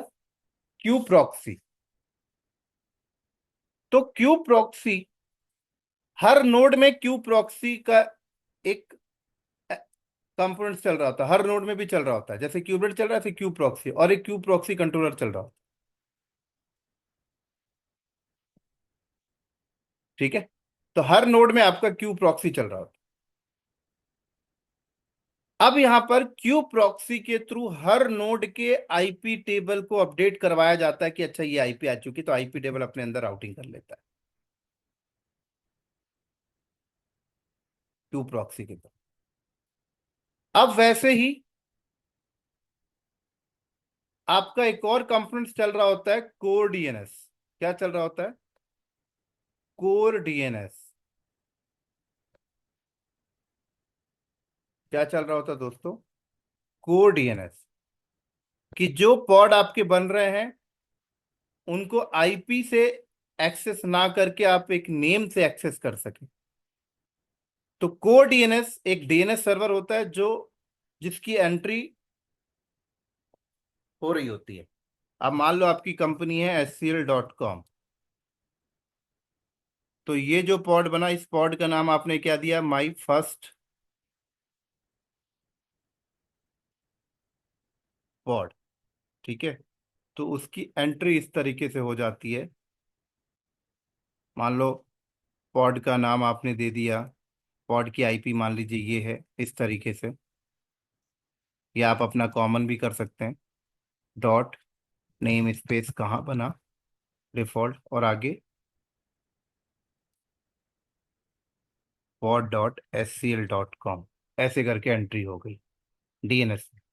जिससे कि आप पॉड को आईपी से हिट ना करके आप नाम से हिट कर सकते हैं। SCL.com, वो कोड डीएनएस के अंदर एंट्री हो जाती है। जैसे ही पॉड बनेगा एंट्री अपने आप हो जाएगी। अब ये डीएनएस आपको एक बार कॉन्फ़िगर करनी पड़ेगी अपने अंदर। वैसे आप नहीं करते हो तो बाय डिफॉल्ट वाला आ जाता है। बाय डिफॉल्ट जो डीएनएस मिलता है वो लोकल करके मिलता है, लोकल होस्ट।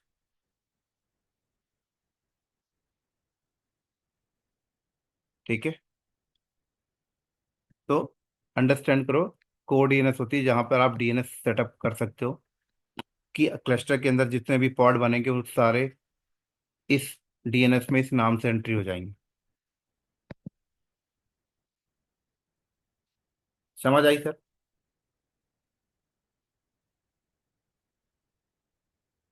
ठीक है सर। सभी को। हाँ जी, हाँ जी।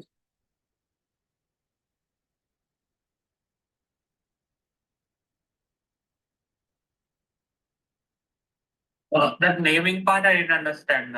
IP plus. IP plus name space और ऑब्जेक्ट रिसोर्स। कौन है? पॉड है तो पॉड आ गया, और आगे डीएनएस का नाम। Okay. अब कल को ये पॉड डिलीट भी हो जाएगा तो एंट्री भी अपने आप डिलीट कर देगा और नई एंट्री क्रिएट कर लेगा।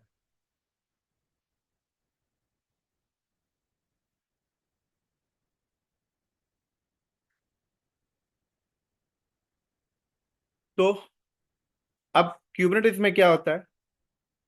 इंस्ट्रक्शन देने के लिए सारे कंपोनेंट्स का चलना बहुत जरूरी है। एपीआई का चलना, इसका चलना, शेड्यूलर का चलना, कंट्रोलर मैनेजर का चलना, क्यू प्रॉक्सी का चलना, कोऑर्डिनेट्स का चलना, ये सारे कंपोनेंट्स का चलना बहुत जरूरी है।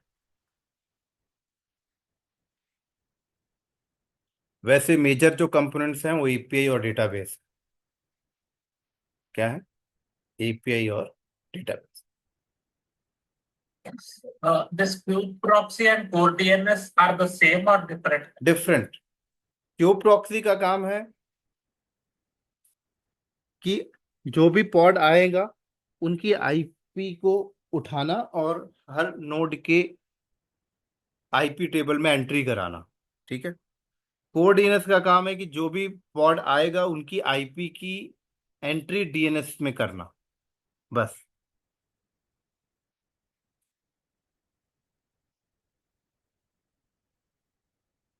Uh, can you elaborate what is DNS? I didn't get that. What generally, what why do we use a DNS in this context? इस इन्वायरमेंट में डीएनएस इसलिए यूज कर रहे हैं, कल को क्या होता है। अभी ये मैंने पॉड का एग्जांपल दिया बस। आगे हम लोग पॉड के ऊपर ना लोड बैलेंसर लगाएंगे। ठीक है। जिसको सर्विस कहते हैं। क्या कहते हैं? सर्विस। तो उसको भी एक आईपी मिलती है इस तरीके से। एक आईपी मिल गई। ठीक है। तो कोड डीएनएस क्या करेगा? उसकी भी एंट्री कर लेता है।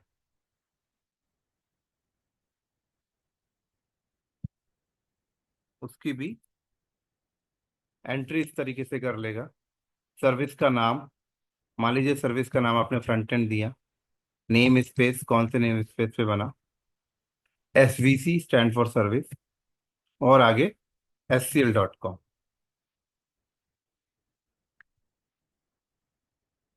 तो ये एंट्री कर लिया उस कोड डीएनएस ने अपने अंदर। तो आप अगर इस आईपी को हिट करोगे तो भी ट्रैफिक पॉड पे जाने वाली है। ठीक है, ये आईपी के पीछे ये पॉड की आईपी एडेड रहती है।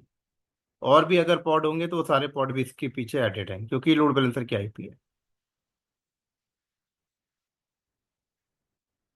और ये फ्रंट एंड है, फ्रंट एंड लोड बैलेंसर है। और इसके बैक एंड में 3 पॉड है। क्या है? 3 पॉड्स है। तो इसके पास कोई ट्रैफिक आएगी, 3 पॉड 1 पॉड 2 पॉड 3 को ट्रांसफर करता है राउंड रॉबिन। अब कल को ये फ्रंट एंड पॉड की लोड बैलेंसर की आईपी है। अब मान लो इसको इंटीग्रेट करना है किसी थर्ड एप्लीकेशन के साथ। तो इंटीग्रेशन करने के लिए वो थर्ड एप्लीकेशन की टीम आपसे क्या बोलती है कि एंड पॉइंट दो। तो आपने ये आईपी उठा के आपने दे दिया और उन्होंने अपने अंदर इंटीग्रेट कर लिया ये आईपी। अब कल को अगर किसी भी रीजन से सर्विस आपको डिलीट करनी पड़ती है, आप दोबारा सर्विस बनाओगे, आईपी डिफरेंट आएगी। तो थर्ड पार्टी एप्लीकेशन आपके को रीच नहीं कर पाएगा, आपके फ्रंट एंड एप्लीकेशन को, क्योंकि आईपी चेंज हो गई है। आपको उसे भी अपडेट करना पड़ेगा कि आईपी को चेंज करने के लिए बोलना पड़ेगा।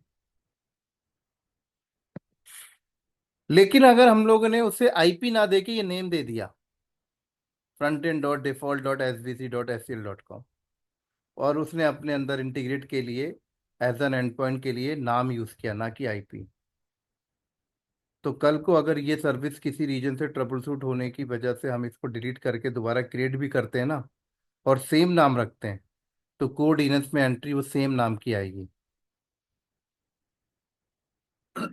So core DNS is at the cluster level.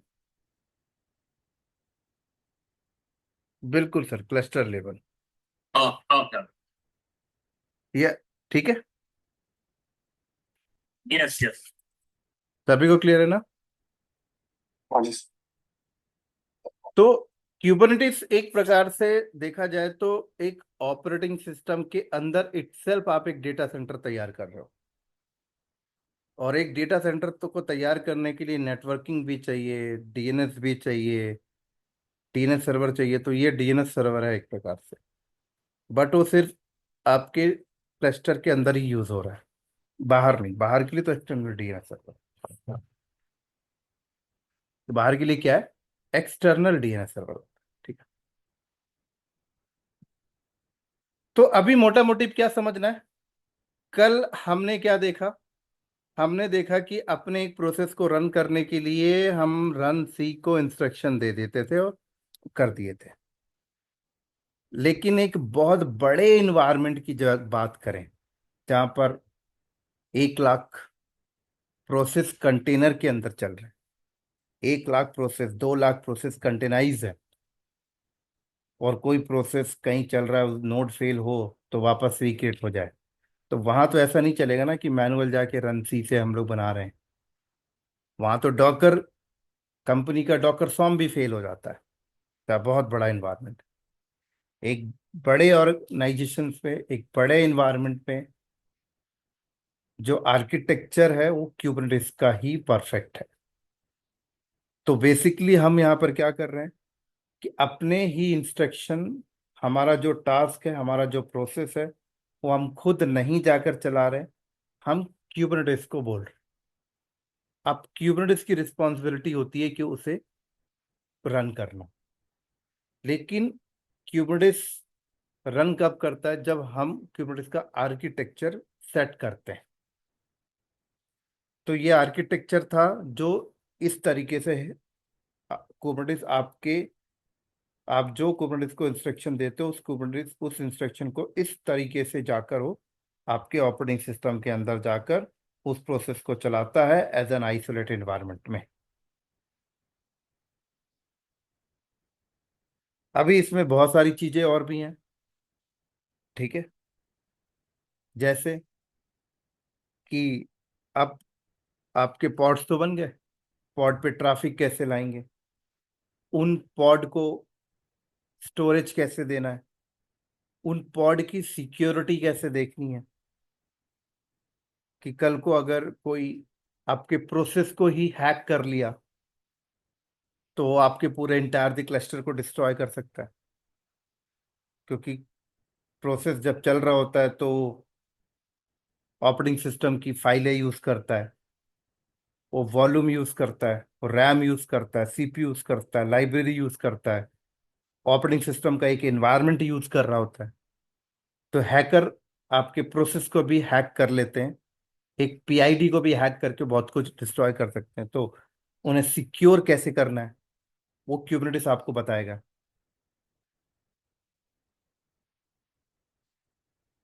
समझ आ रही मेरी बात यहाँ पर? फिर उसके बाद ये सारे कंपोनेंट्स जो आपने देखे कि आपस में जब ये कम्युनिकेट करते हैं अपनी अपनी रिक्वायरमेंट को कंप्लीट करने के लिए, ये नोड जब कम्युनिकेट करते हैं एपीआई से अपनी अपनी रिक्वायरमेंट को कंप्लीट करने के लिए, तो इनके बीच में भी वो टीएलएस बेस्ड ऑथेंटिकेशन इंप्लीमेंट करना। ठीक है। कल को आपके नोड जो है क्लस्टर पे वो शॉर्टेज होने लगे, मतलब कंप्लीट फुल होने लगे नोड, तो और एक्सटर्नल नोड लाकर यहाँ पर एड ऑन करना, एपीआई से कम्युनिकेट कराना, उससे एपीआई को बताना, शेड्यूलर को बताना कि 4 नोड और हमने ऐड कर दिए, आप इधर भी शेड्यूल कर सकते हो। फिर उसके बाद आपके एपीआई से कौन यूजर कनेक्शन बना पाए, कौन यूजर कनेक्शन ना बना पाए। ठीक है। कौन यूजर एपीआई से ऑथेंटिकेशन बनाने के लिए क्या एक्टिविटीज कर पाए, क्या एक्टिविटीज नहीं कर पाए, ये सारी चीजें देखना एक क्यूबरनेटिस का पार्ट है। ठीक है। तो अब ये मेरे पास एक ready to move cluster environment है।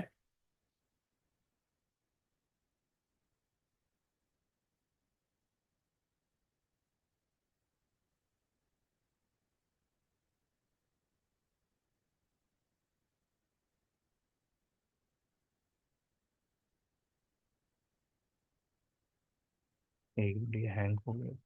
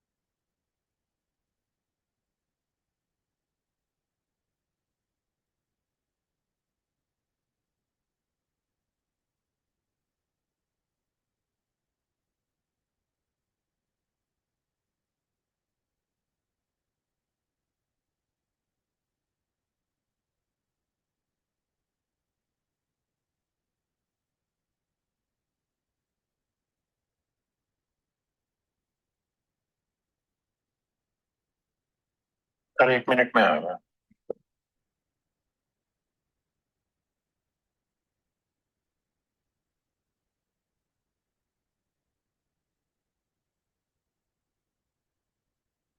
चलो 5 मिनट का ब्रेक ले लेते हैं सर, फिर करते हैं। ठीक है।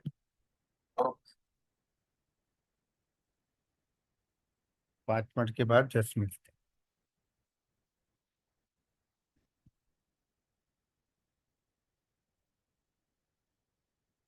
फिर से सारे हाँ जी एक्टिव हो ना, एक बार रिप्लाई कर दो।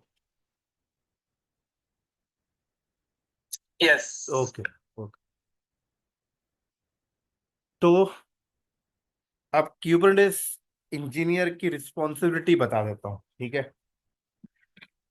क्यूबरनेटिस इंजीनियर की रिस्पॉन्सिबिलिटी सबसे पहले ये होती है कि भाई आपको इंस्ट्रक्शन क्यूबरनेटिस के थ्रू देने हैं, तो पहले आपको ये सारी चीजें बनानी पड़ेगी। आपको एपीआई सर्वर अपने रेडी करने होंगे, डेटाबेस कंपोनेंट्स रेडी करने होंगे, शेड्यूलर रेडी करने होंगे, कंट्रोलर मैनेजर रेडी करने होंगे, क्यू प्रॉक्सी रेडी करने होंगे, कोड इनस रेडी करने होंगे, आपको अपने क्लस्टर रेडी करने होंगे। ठीक है, आपको अपने नोड रेडी करने होंगे। इन सब चीज़ों को रेडी करने से पहले अथॉरिटी सर्वर आपको सेटअप करना पड़ेगा। तो ये मतलब क्यूबरनेटिस का आर्किटेक्चर आपको पहले बनाना पड़ेगा। जब आप आर्किटेक्चर रहेगा आपके पास तभी आप बोल सकते हो ना क्यूबरनेटिस को ये काम कर दे। तो एक क्यूबरनेटिस इंजीनियर का जो सबसे पहला काम होता है आर्किटेक्चर डिजाइन करना। अब सबसे मजे की बात यहाँ पर ये है कि ये कंपनी में वन टाइम का काम है। ठीक है, रोज रोज का काम नहीं है। रोज रोज का काम क्या है, ऑपरेशन के काम होते हैं कि ये सारे जो आर्किटेक्चर चल रहे हैं ये इनको मॉनिटर करना, इनको देखना। फिर उसके बाद ऑपरेशन वर्क में क्यूबिडिस के अंदर जितने भी रिसोर्सेस इन्होंने बना के दिए हैं उन रिसोर्सेस को डेवलप करना, सारी चीजें।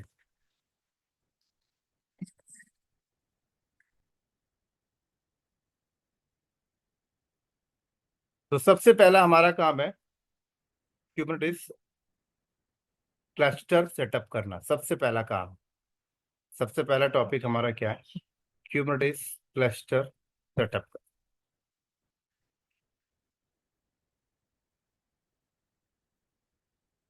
ठीक है, क्यूबिडिस क्लस्टर सेटअप करने के से पहले सबसे पहले हमें किस चीजों का ध्यान रखना है। सबसे पहले आपको ये चीजें देखनी है कि आप क्लस्टर सेटअप किस पर्पस के लिए कर रहे हो। अब ये डिसीजन होता है कि भाई आपके पास जो प्रोजेक्ट है वो प्रोजेक्ट किस टाइप का है। मान लो आपकी एक XYZ नाम की कंपनी है और आपकी कंपनी को एक प्रोजेक्ट मिला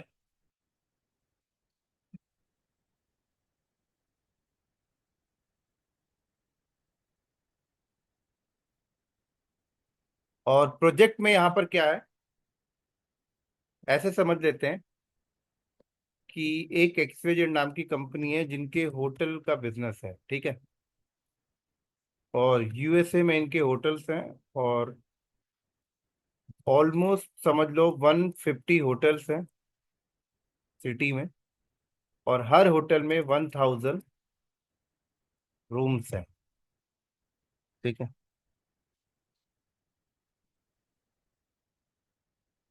और प्रोजेक्ट आपको ये आया कि इनके होटल्स के लिए ना आपको एक एप्लीकेशन डिजाइन करनी है और उसे डिप्लॉय भी करना है। और एप्लीकेशन ऐसा होगा कि एक कस्टमर के चेक इन से लेकर चेकआउट तक कॉन्टेक्टलेस ऑटोमेशन हर जगह पे। उनकी वेरिफिकेशन करने के लिए रोबोट खड़ा हुआ है, उनकी चेकिंग करने के लिए, राइट। उनको एक्सेस कार्ड प्रोवाइड करने के लिए रोबोट खड़ा हुआ है, उनकी स्कैनिंग करने के लिए रोबोट खड़ा हुआ है। इवन उनके रूम के अंदर जितनी भी फैसिलिटीज हैं, डोर ओपन, XYZ, सारी चीजें ऑटोमेशन है। तो डेफिनेटली कि भाई ये सारी चीजें तो तभी होंगी जब किसी एप्लीकेशन के थ्रू हो रही हो, सॉफ्टवेयर के थ्रू हो रही हो, सॉफ्टवेयर कहीं ना कहीं डिप्लॉय हो।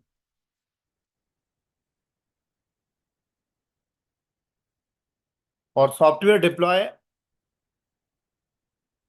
जो है वो हम लोग कंटेनराइजेशन कंसेप्ट के थ्रू करना चाहते हैं। कंपनी ने डिसीजन लिया है कि डायरेक्ट ऑपरेटिंग सिस्टम के ऊपर नहीं डालना है क्योंकि रिसोर्सेज बहुत ज़्यादा यूज हो जाते हैं। कंटेनराइजेशन से करोगे तो रिसोर्सेज कम लगेंगे। तो सबसे पहले तो हमें ये देखना होता है कि ठीक है 150 सिटीज में उनके होटल्स हैं और एक होटल्स में 1000 रूम्स हैं। अगर मान लो एक दिन में सारे रूम्स फुल हो गए तो कितने कस्टमर आ सकते हैं। तो हम लोग अगर 150 को मल्टीप्लाई करें 1000 से, 1.5 लाख, मतलब 1.5 लाख कस्टमर आ सकते हैं एक बार में। और 1.5 लाख कस्टमर की ट्रैफिक्स को हैंडल करने के लिए कितना हार्डवेयर की रिक्वायरमेंट है, सबसे पहले ये डिसीजन करना होता है। तो एप्लीकेशन जब हम लोग डेवलप करते हैं और एप्लीकेशन की टेस्टिंग करते हैं तो वहां पर एक एस्टिमेट वैल्यू हमारे पास मिल जाती है कि भाई एक कस्टमर की ट्रैफिक को हैंडल करने के लिए इतना हार्डवेयर, इतना रैम, इतना सीपीयू की रिक्वायरमेंट है। 1.5 लाख कस्टमर के लिए हमें इतना चाहिए। तो मान लीजिए 1.5 लाख कस्टमर के अकॉर्डिंग एक एस्टिमेट वैल्यू निकाल के आई कि 1000 GB रैम की रिक्वायरमेंट है। एक एस्टिमेट वैल्यू मैं बता रहा हूँ, इससे ज्यादा है। और एक 500 कोर सीपीयू की नीड है। तो ये आपकी कंप्लीट रिक्वायरमेंट है हार्डवेयर की। ठीक है। अब ये जो कंप्लीट हार्डवेयर की रिक्वायरमेंट है, ये आप ऐसा नहीं कि एक ही कंप्यूटर लगा दो 1000 GB का, नहीं। अगर एक ही कंप्यूटर आपने लगा दिया 1000 GB और 500 कोर सीपीयू का, तो प्रॉब्लम क्या होगा? प्रॉब्लम ये होगा कि अगर ये कंप्यूटर ही डाउन हो जाए तो आपके पास कोई हाई अवेलेबिलिटी नहीं है। ठीक वैसे ही कंपनी कभी ऐसे नहीं करती कि एक बंदा हायर कर ले, 10 बंदे हायर ना करके एक बंदा हायर कर ले और 10 बंदे की सैलरी उसको अकेले दे दे, नहीं। भला ही उसके अंदर पोटेंशियल होगा तब भी कंपनी नहीं करेगी ये काम। अगर किसी के अंदर पोटेंशियल हो 10 बंदे काम करने का, तब भी कंपनी नहीं करती कि एक बंदा हायर कर ले और 10 बंदे की सैलरी उसको दे दे। क्यों? कंपनी सिक्योर नहीं है उस पर्टिकुलर पर्सन को लेके, सेफ नहीं है। वो इंसान बीमार हुआ तब,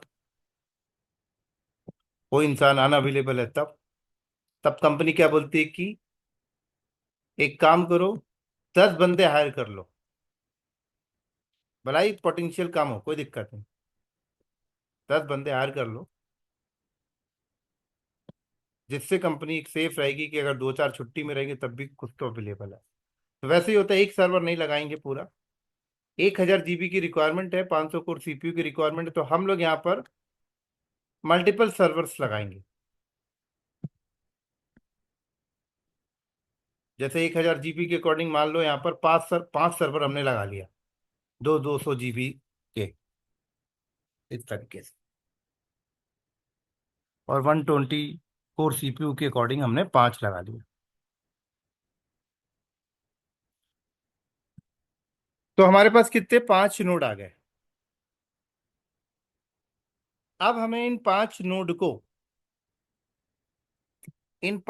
में हमें ओएस डालना पड़ेगा। क्या? ओएस।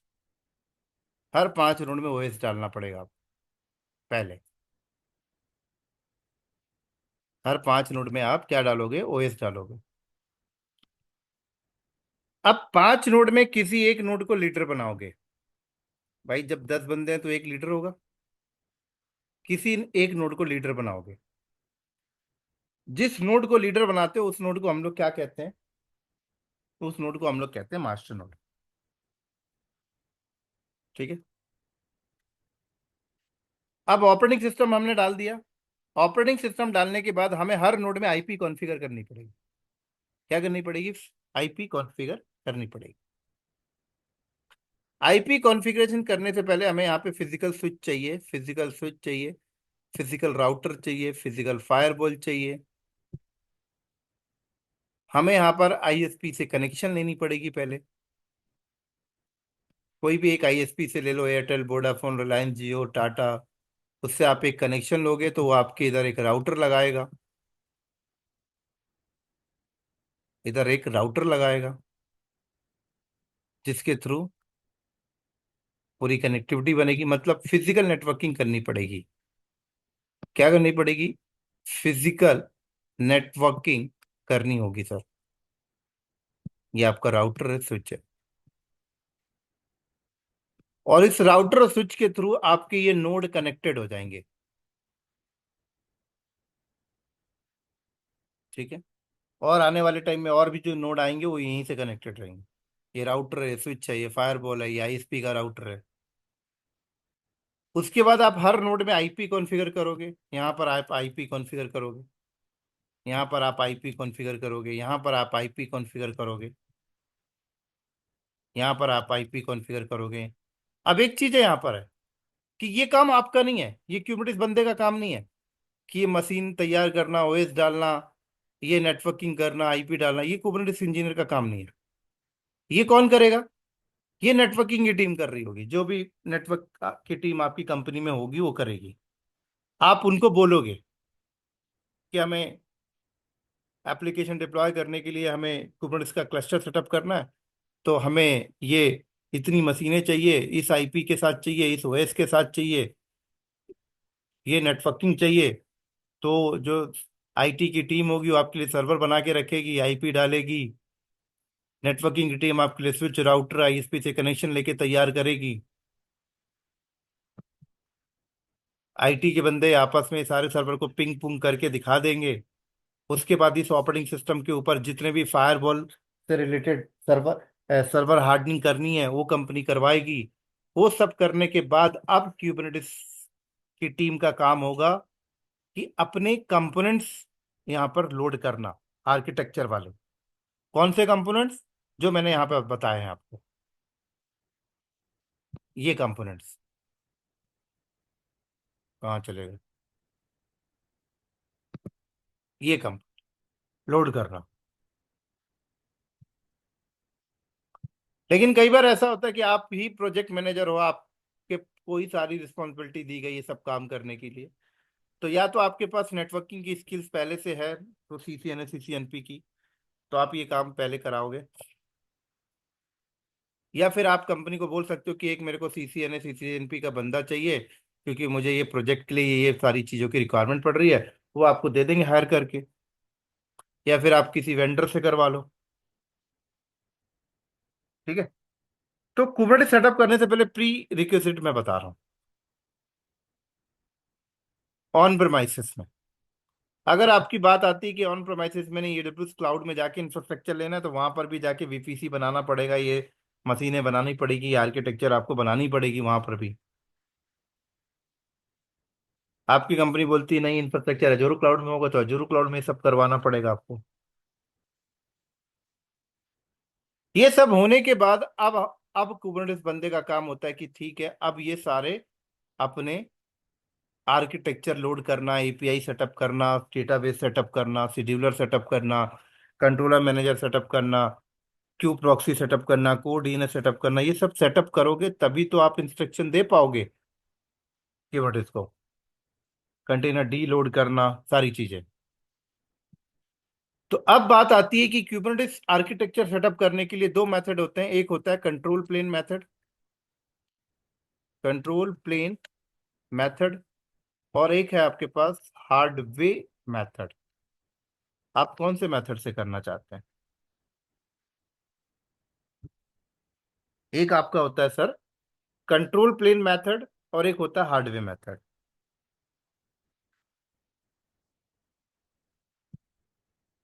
हार्डवे मेथड को समझते हैं पहले।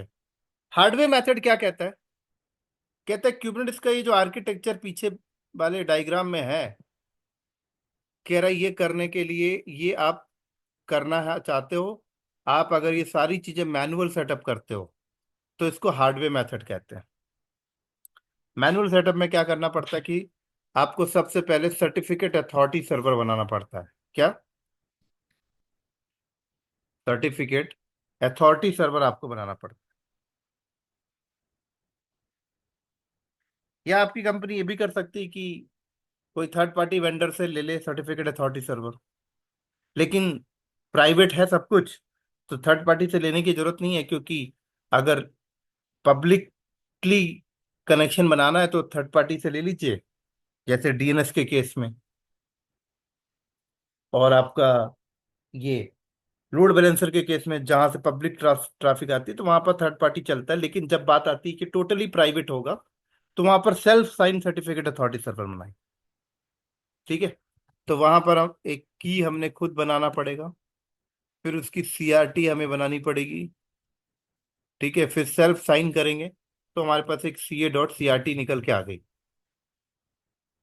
तो ये हमारा सर्टिफिकेट एक अथॉरिटी सर्वर अलग से हमने बना के रख लिया है। अब कल को हमें जितने नोड बनाने हैं उन हर नोड के लिए सर्टिफिकेट बनाना है, की बनाना है, सर्टिफिकेट बनाना है, और उस सर्टिफिकेट को अथोराइज इस CA/CRT से करना है। हम कल को अपने मास्टर नोड में जितने भी कंपोनेंट्स बनाएंगे, जैसे एपीआई सर्वर, ईटीसीडी डेटाबेस, शेड्यूलर, ये सब कंपोनेंट जब तैयार करेंगे, कंट्रोलर मैनेजर, ये सब तैयार करेंगे, क्यूब प्रॉक्सी, ये सब जब हम लोग तैयार करेंगे, कोर डीएनएस, ये सब जब हम लोग तैयार करेंगे, क्यूबलेट, ये सब जब हम लोग तैयार करेंगे, तो इन सारे कंपोनेंट्स जब एपीआई से बात करते हैं, तो ये भी ऐसे बात नहीं करना चाहिए, ये भी सर्टिफिकेट से बात करनी चाहिए। तो इन सब के लिए भी सर्टिफिकेट जनरेट करना और उन सारे सर्टिफिकेट को अप्रूव करना सीएससीआरटी से। फिर इस नोड में, वर्कर नोड में भी कंपोनेंट्स चल रहा होता है, जैसे क्यूबलेट चल रहा होता है, क्यूब प्रॉक्सी चल रहा होता है, कंटेनर डी चल रहा होता है हर नोड में। तो जब ये एपीआई क्यूबलेट से बात करेगा, तो इनके बीच में भी टीएलएस सर्टिफिकेट बेस ऑथेंटिकेशन होना चाहिए, तो उसके लिए भी सर्टिफिकेट। तो ऑलमोस्ट एक क्लस्टर सेटअप करने के लिए कम से कम 20, 25, 30 सर्टिफिकेट बनानी पड़ेगी और उनको अप्रूव करना पड़ेगा इस सर्टिफिकेट अथॉरिटी सर्वर CA.CRT से। तो सबसे पहले सर्टिफिकेट अथॉरिटी सर्वर बनाइए, हर एक कंपोनेंट्स के लिए सर्टिफिकेट बनाइए। इतना करने के बाद अब ये सारे जो कंपोनेंट्स है वो आप सेटअप करते हो, जैसे कि सबसे पहले सेटअप करना पड़ता है डेटाबेस। तो डेटाबेस कौन से नोड में चल रहा है उसकी आईपी डालना, सर्टिफिकेट मैपिंग करना, फिर डेटाबेस की बाइनरी डालना, फिर उसकी सर्विस फाइल बनानी, फिर उसको सिस्टम डी मोड में जाके स्टार्ट करना, इनेबल करना, फिर डेटाबेस के अंदर इंक्रिप्शन डिफाइन करना।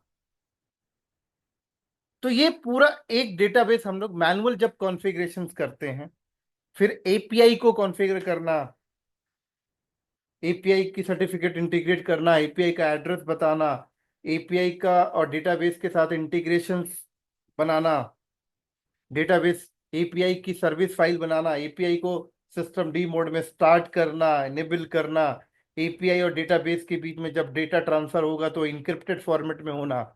ये सारी कॉन्फ़िगरेशन हमें करनी पड़ेगी एज अ मैनुअल।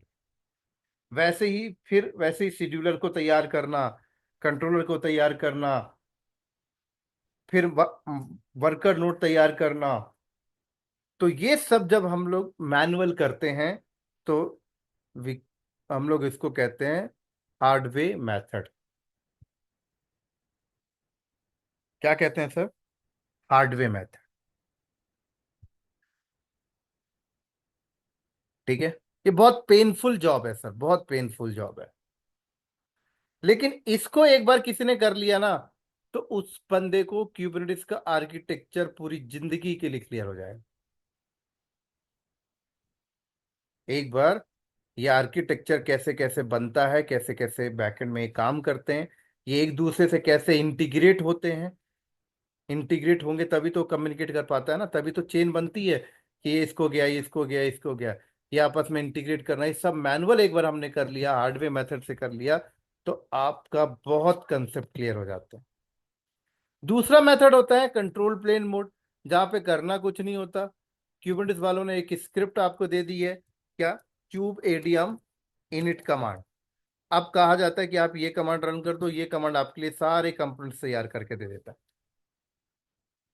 या सर्टिफिकेट अथॉरिटी सर्वर बना देगा, हर कंपोनेंट के लिए सर्टिफिकेट जनरेट कर देगा, आपस में इंटीग्रेट कर देगा, सब कर देता है सर। 5 से 10 मिनट्स में पूरा बना के देता है। तो इन अ प्रोडक्शन इन्वायरमेंट के लिए तो ठीक है भाई, लेकिन एक अंडरस्टैंडिंग के लिए, एक समझने के लिए, ये मेथड ज्यादा है। ठीक है। तो नेक्स्ट क्लास में देखेंगे क्लस्टर सेटअप करना। जो थ्योरी था कंसेप्ट आर्किटेक्चर का, वो आज यहाँ पर बाइंड अप करते हैं। आप लोगों को किसी भी टाइप से डाउट है तो पूछ सकते हो। सर जैसे ये आपने होटल में का ये एग्जांपल दिया, हम्म। अब ऐसी कोई केस स्टडी है जिसमें अगर पूरे एप्लीकेशन के लिए साइजिंग कितनी चाहिए, कितने नोड चाहिए, कितनी कैपेसिटी चाहिए, ऐसी कोई केस स्टडी है? हाँ है ना सर। वो शेयर करना। ठीक। बाकी आप अपना ओके कोई अपना प्रीवियस एक्सपीरियंस बताओ, मैं उससे भी दे देता हूँ, जो आपने पहले कभी कंपनी में देखा होगा, करा हो। सर, कंपनी के लिए तो जैसे हम जनरली साइजिंग करते हैं एज ए इंफ्रा में या फिर किस में भी, तो उसमें हम ईयर एंड ईयर ग्रोथ देखते हैं, कितना हमें सीपीयू चाहिए, कितने कोर सीपीयू चाहिए, कितनी ईयरली रैम। ग्रोथ जो देखेंगे तो वहां पर ऑटो स्केलिंग लगा देंगे ना, वो अपने आप आता जाएगा हार्डवेयर है। नहीं, ईयरली ग्रोथ का मतलब ये वो तो आपने डिजायर्ड कैपेसिटी और उस कैपेसिटी के बेस पे कर दिया, राइट? ईयरली ग्रोथ तो, बट हाँ बोलो आप बोलो। बट इसकी स्टोरेज की भी लॉग्स जनरेट होंगे, डेटाबेस बढ़ेगा, अ, अगर सब जितना ऑटो डेटा स्केलिंग पे आएगा, लगा रहेगा सर। कितना नेटवर्क इसके लिए यूज होगा, हमें कितना नेटवर्क यूज करना है, ये सारी साइजिंग की बात कर रहा हूँ मैं। देखो अगर मेरे पास कोई सोल्यूशन लेने आता है तो मैं उसको क्या सोल्यूशन को कैलकुलेट कैसे करूंगा? बता देता हूँ, देखो सबसे पहले नेटवर्क की साइजिंग, ठीक है। तो अब क्या होता है हमारे क्लस्टर के अंदर, जब हमारे पॉड बनते हैं ना, तो एक पॉड की नेटवर्किंग अलग होती है, फिजिकल नेटवर्किंग अलग होती है, ठीक है। एक तो फिजिकल नेटवर्किंग हो गई कि भाई नोड कितने लगेंगे, है ना, कितने नोड लगेंगे। अब जितने नोड लगेंगे, हर नोड में एक आईपी आएगी, ठीक है। अब मान लो यहाँ पर हम लोग देखें तो ये होटल्स से, होटल्स वालों के 150 होटल्स से, ठीक है। इनिशियल स्टेज में हमने 150 होटल्स के अकॉर्डिंग, अब 150 होटल्स में कितने ट्रैफिक आ सकते हैं, जितने कमरे होंगे उतने ही आएंगे, उससे ज़्यादा तो आ नहीं सकते, इतने आएंगे ना। तो 1.5 लाख कस्टमर आए। अब क्या हुआ कि जो एप्लीकेशन थी वो एप्लीकेशन की टेस्टिंग की गई, और टेस्टिंग के बाद रिपोर्ट निकल के आया कि इस एप्लीकेशन को रन करने के लिए कितने हार्डवेयर की रिक्वायरमेंट है, ठीक है। वो निकल के आ गया, किस एप्लीकेशन के ऊपर अगर 100% लोड आता है तो इतना हार्डवेयर चाहिए, है ना। अब इतने हार्डवेयर को हमने डिवाइड किया 5 में, इतने हार्डवेयर को हमने 5 पार्ट में डिवाइड किया, पार्ट 1 पार्ट 2। तो इसका मतलब हमें पता लग गया कि हमें 5 आईपी पहले चाहिए। क्या चाहिए, इनिशियल स्टेज की बात कर रहा हूँ, फ्यूचर में बाद में 5 आईपी हमारे यहाँ रिजर्व हो जाएंगे। फिर हमने देखा कि वापस हमारे पास फायरवॉल भी है, हमारे पास राउटर भी है, हमारे पास गेटवे भी है, हमारे पास स्विच भी है। हमने बोला 20 आईपी वहां चाहिए। तो कितने हो गए, 5, 10, 15 आईपी हो गए। क्या हो गए, 15 फिजिकल आईपी हो गए। अब कल को हमारा जो कस्टमर था होटल मैनेजमेंट वाला, उसने बोला कि हमारे नेक्स्ट 3 मंथ में 5 होटल और अपकमिंग में है, लॉन्च होने वाले हैं, 5 होटल और आने वाले हैं। उन्होंने बोला 6 मंथ के बाद, अभी नहीं। लेकिन वो होटल इतने बड़े हैं कि वहां पर एक होटल के अंदर 5,000 रूम है। कितने, 5,000 रूम है एक होटल में। तो 5 होटल आने वाले हैं, इसका मतलब ऑलमोस्ट 25,000 रूम, ठीक है। तो 25,000 कस्टमर और आ जाएंगे। तो कोई नहीं, अब हमने एक एस्टिमेट वैल्यू लगा लिया कि 25,000 कस्टमर आने के लिए और कितने नोड हमें चाहिए। मान लीजिए 25,000 कस्टमर और आने वाले हैं, ठीक है।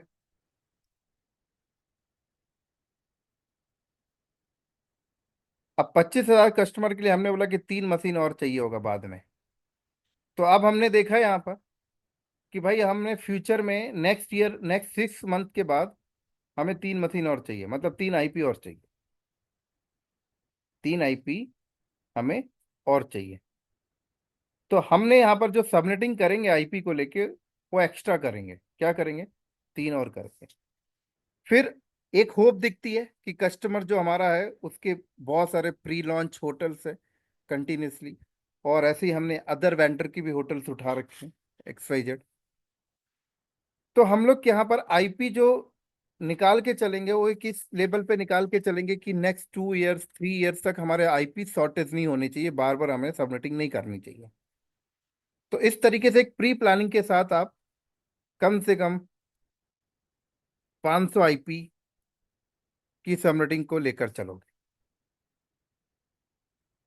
ठीक है, कि नेक्स्ट 10 इयर्स तक, नेक्स्ट 5 इयर्स तक अगर इस पर्टिकुलर कस्टमर के होटल्स लॉन्च भी होते रहते हैं तो हमारे पास बहुत सारे आईपी हैं अभी।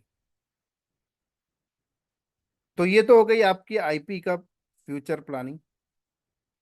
अब बात आती है हार्ड डिस्क की, बात आती है रैम की, बात आती है सीपीयू की, ठीक है। तो जैसे जैसे लोड बढ़ता है वैसे वैसे हम मार्केट से हार्डवेयर खरीद कर ऐड करते जाएंगे, बस क्लस्टर में ऐड ही करना है और थोड़ी और कुछ करना है। हमारी एक मॉनिटरिंग टीम बैठी हुई है जो पूरे क्लस्टर के अंदर आर्किटेक्चर हार्डवेयर को मॉनिटर कर रही है।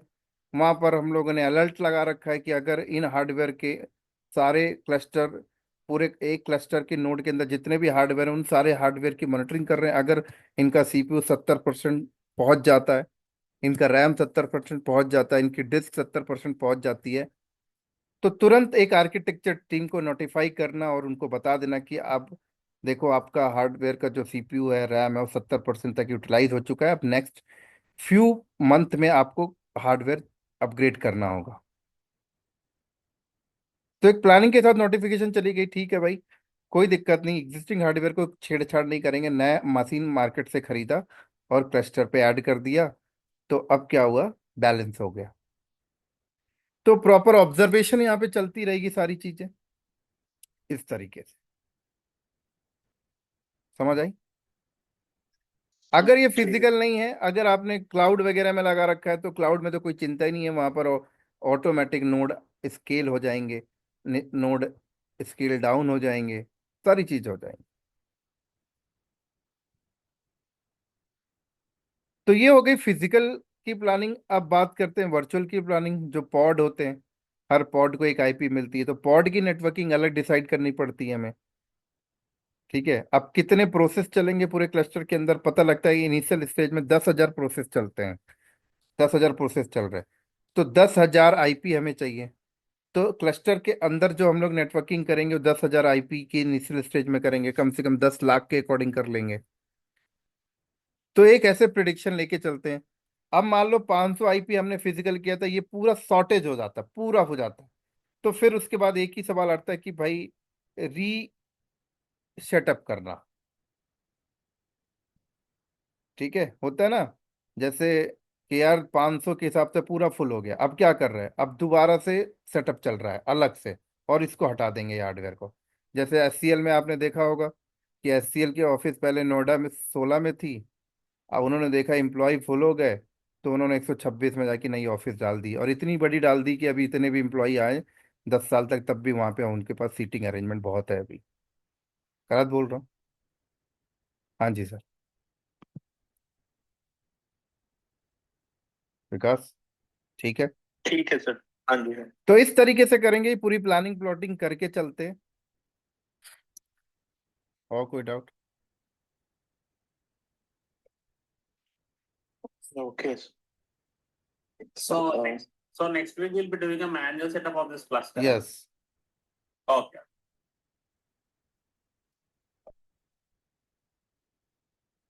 और डाउट है किसी को, किसी भी टाइप? सर फॉर एग्जांपल हम उसके नोट के लिए जो हम मेमोरी सीपीयू डिस्क वगैरह हम हम्म। एलोकेट करते हैं, और इन फ्यूचर अगर हमारा मेमोरी लीक या किसी चीज का इशू आता है तो उसको क्या हम इंक्रीज कर सकते हैं जो एलोकेशन है?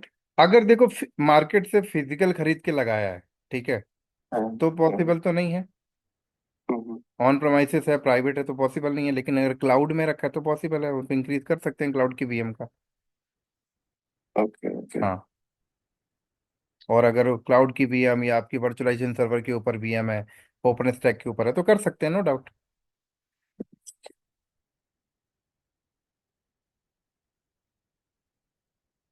So generally here node refers to an EC2 instance, or can it be different EC2 instance or in the same EC2 instance? Same इसी टू इंस्टेंस का भी आप चाहो तो इंक्रीज कर सकते हो, बट डाउन टाइम लेना पड़ेगा, एक बार स्टॉप शट डाउन करना पड़ता है। तो शट डाउन कर सकते हो, क्योंकि मल्टीपल वर्कर नोड है। तो दो वर्कर नोड को इंक्रीज करके उसके सारे वर्कलोड डिफरेंट वर्कर नोड पे डाल दिया, फिर इसको अप करके उसको इंक्रीज कर दिया। और सर ये जो सेल्फ साइन सर्टिफिकेट है ये क्या हम कॉमन नहीं कर सकते, मतलब मल्टीपल प्रोजेक्ट के लिए जैसे सेम उसमें चल रहा है कंपनी के लिए? मतलब हर कंपोनेंट्स के लिए एक ही सर्टिफिकेट, आप ये कह रहे हो? हाँ हाँ जी, हाँ जी।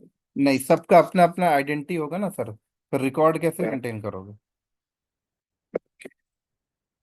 बट अप्रूव्ड एक ही सर्टिफिकेट करेगा उसको, सीएस सर्टिफिकेट। ओके।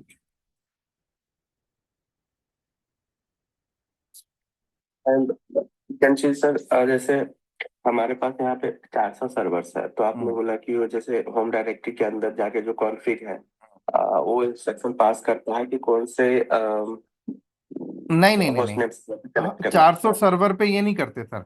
जो कुबरनेटिस एडमिन होता है ना, वो अपने अंदर रखता है बस। ओके ओके बाकी सबकी ऑथेंटिकेशन फाइल हम लोग अलग अलग बनाएंगे, वो एक बार बना के छोड़ देते हैं।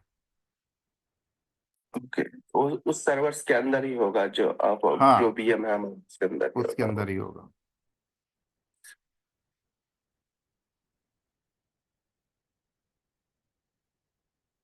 सर ये वो वर्डेड लिंक इसी पे मिल जाएगा क्या? हाँ, मेरे को आप व्हाट्सएप में पिंग कर दीजिए।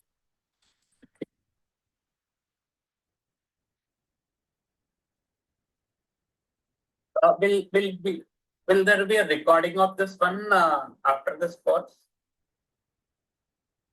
Yes sir, Okay. मैं आपको बता दूंगा रिकॉर्डिंग आपको कैसे मिलेगी। ठीक है। Sure, sure. Thank you very much. Okay. Bye. Okay. Thank you sir. No sir, कोई डाउट तो नहीं है? ठीक क्लास से सब समझ आ गया ना प्रॉपर?